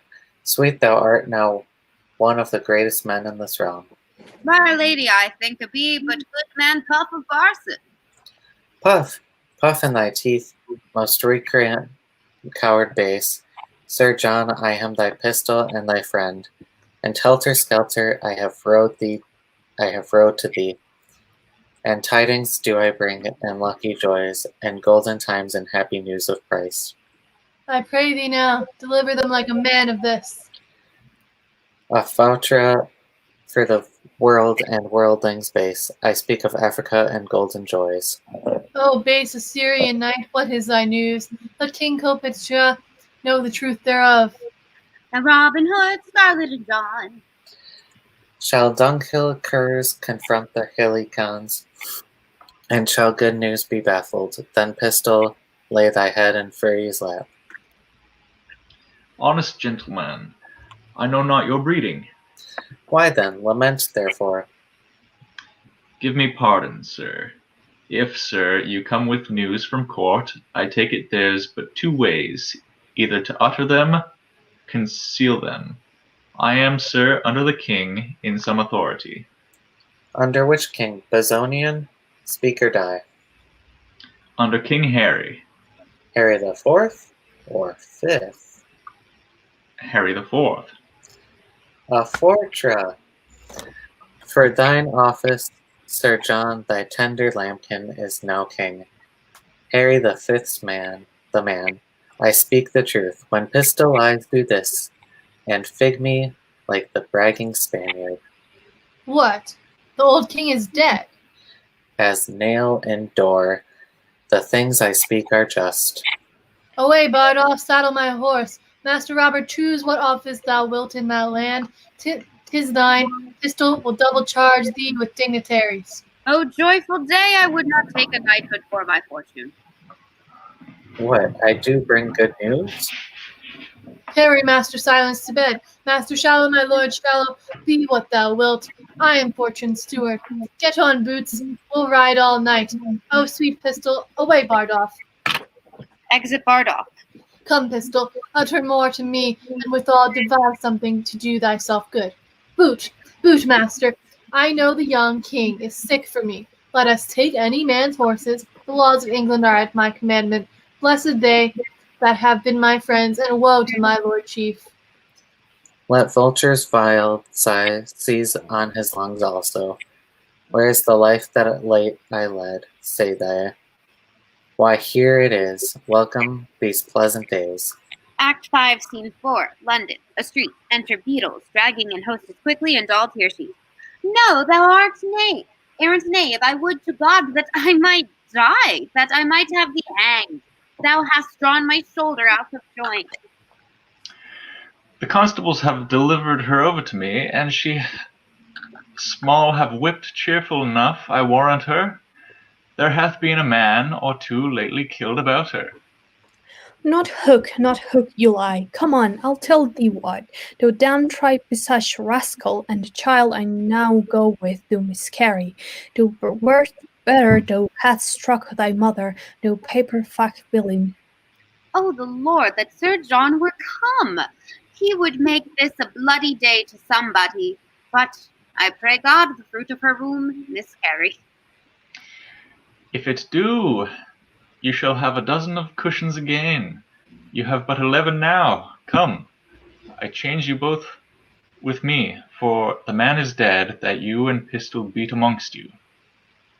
I'll tell you what, you thin many a censor. I will have you a soundly swing for this, you blue bottle rogue, you filthy famished correctioner. If you be not swinged, I'll forestow half kirtles. Come, you she knight-errant, come. Oh God, that right should thus overcome might. Well, of sufferance comes ease.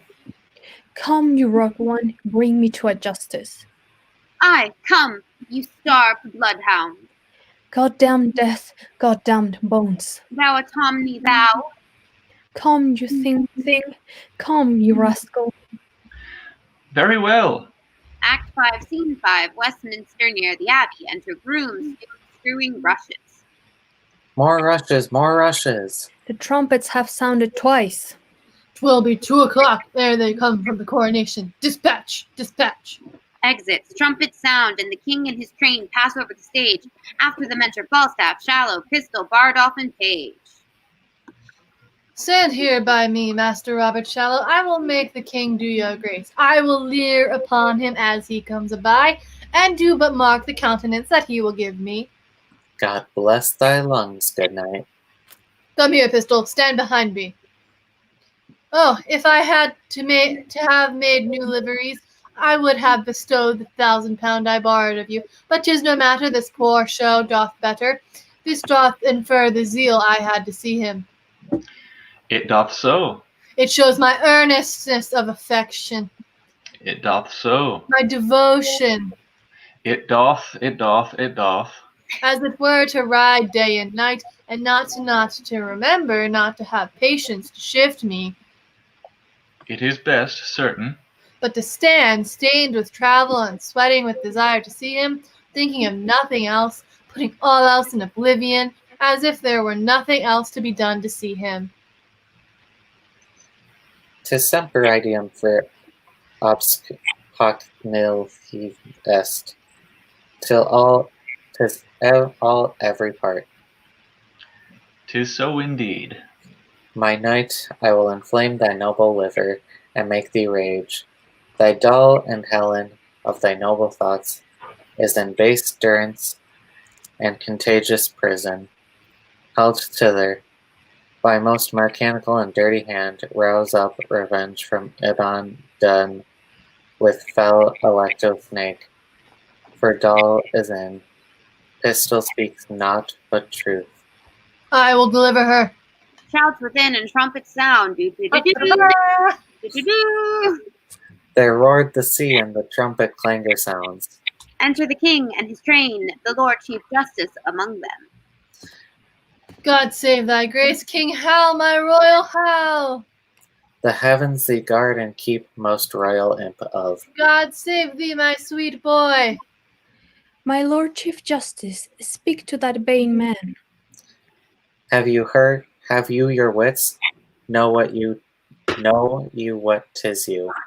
My king, my Jove, I speak to thee, my heart. I know thee not, old man, fall to thy prayers, how ill white hairs become a fool and jester.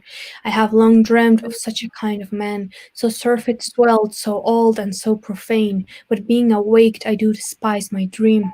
Make less thy body hence and more thy grace. Leave gormandizing, know the grave doth gape, for 3 thrice wider than for the other man. Reply not to me with a full-born jest, presume not that I am the thing I was, for God doth know, so shall the world perceive that I have turned away my former self.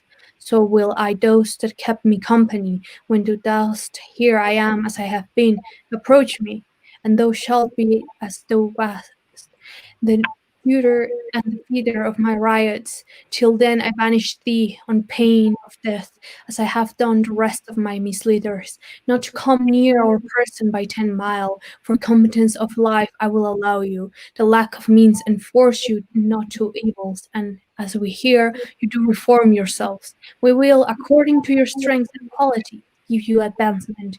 Be it your charge, my lord, to see perform the tenure of reward. Set on. Exit the king and his train. Master Shallow, I owe you £1,000. Yeah. Marry, Sir John, which I beseech you to let me home with me. That can hardly be, Master Shallow. Do you not grieve this? I shall be sent for in private to him. Look you, he will seem thus to the world. Fear not your advancements. I will be man yet that shall make you great. I cannot perceive how, unless you give me your and stuff me with straw. I beseech you, good Sir John, have 500 of my 1,000. Sir, I would be as good as my word, that you was but a color. A color that I fear you will die in, Sir John. Fear no colors. Go with me to dinner. Come, Pistol, come, Bardolph. I shall be sent for soon as night. And re-enter Prince John, the Lord Chief Justice, with officers. Go, carry Sir John Falstaff to the fleet. Take all his company along with him. My lord, my lord. I cannot speak now, I will hear you soon. Take them away. Si fortuna me tormenta, spero me contenta. Exit all but Prince John and the Lord Chief Justice. I like this fair proceeding of the king. He hath intent his wonted followers shall all be very well provided for, but all are banished till their conversations appear more wise and modest to the world. And so they are. The king hath called his parliament, my lord. He hath. I will lay odds at that. Ere this year expire, we bear our civil swords and native fire as far as France. I heard a bird so sing, whose music, to my thinking, pleased the king. Come, will you hence? Epilogue. First my fear, then my courtesy, last my speech. My fear is your displeasure, my courtesy, my duty, and my speech, to beg your pardons. If you look for a good speech now, you undo me. For what I have to say is of mine own making, and what indeed I should say will, I doubt, prove mine own marring. But to the purpose, and so to the venture. Be it known to you, as it is very well, I was lately here in the end of this pleasing play, to pray your patience for it, and to promise you a better. I meant, indeed, to pray you with this, which, if like an ill venture it come unluckily home, I break, and you, my gentle creditors, lose. Here I promised you I would be, and here I commit my body to your mercies. Bate me some, and I will pay you some, and as most debtors do promise you infinitely. And so I kneel down before you, but indeed to pray for the Queen. If my tongue cannot entreat you to acquit me, will you command me to use my legs? And yet that were but light payment to dance out of debt. But a good conscience will make any possible satisfaction, and so would I. All the gentlewomen here have forgiven me. If the gentlemen will not, then the gentlemen do not agree with the gentlewomen, which was never seen before in such an assembly. One word more, I beseech you. If you be not too much cloyed with fat meat, our humble author will continue the story with Sir John in it, and make you marry the fair Catherine of France, where, for anything I know, Falstaff shall die of a sweat, and thus already be killed with your hard opinions. For old Castle died a martyr, and this is not the man. My tongue is weary, and my legs are too. I will bid you good night. And Yay! my We people, did it! million Oh. characters. Woo! Jesus Christ, that's too many Shakespeare. Thank you to anyone who joined us and made it this far. I saw at points people like popping in, and then woo. So that thank you, Simon, Mar, Austin, for doing this. Yeah. Oh my God, so much. So next Friday at 8 p.m. EST is movie night. We're watching Chimes at midnight. The Friday after that will be the discussion where we will have thoughts about this. And then next Yep. month, well, we're going to be doing Taming of the Shrew. not 12th night. What am I talking about? Taming of the Shrew, Brenda's favorite play. Woo. That one will be less like this. Yeah. So that's it. Make sure you follow us at bard_book on Twitter and Instagram. All right. Yeah. Goodbye, Bye. noble patrons.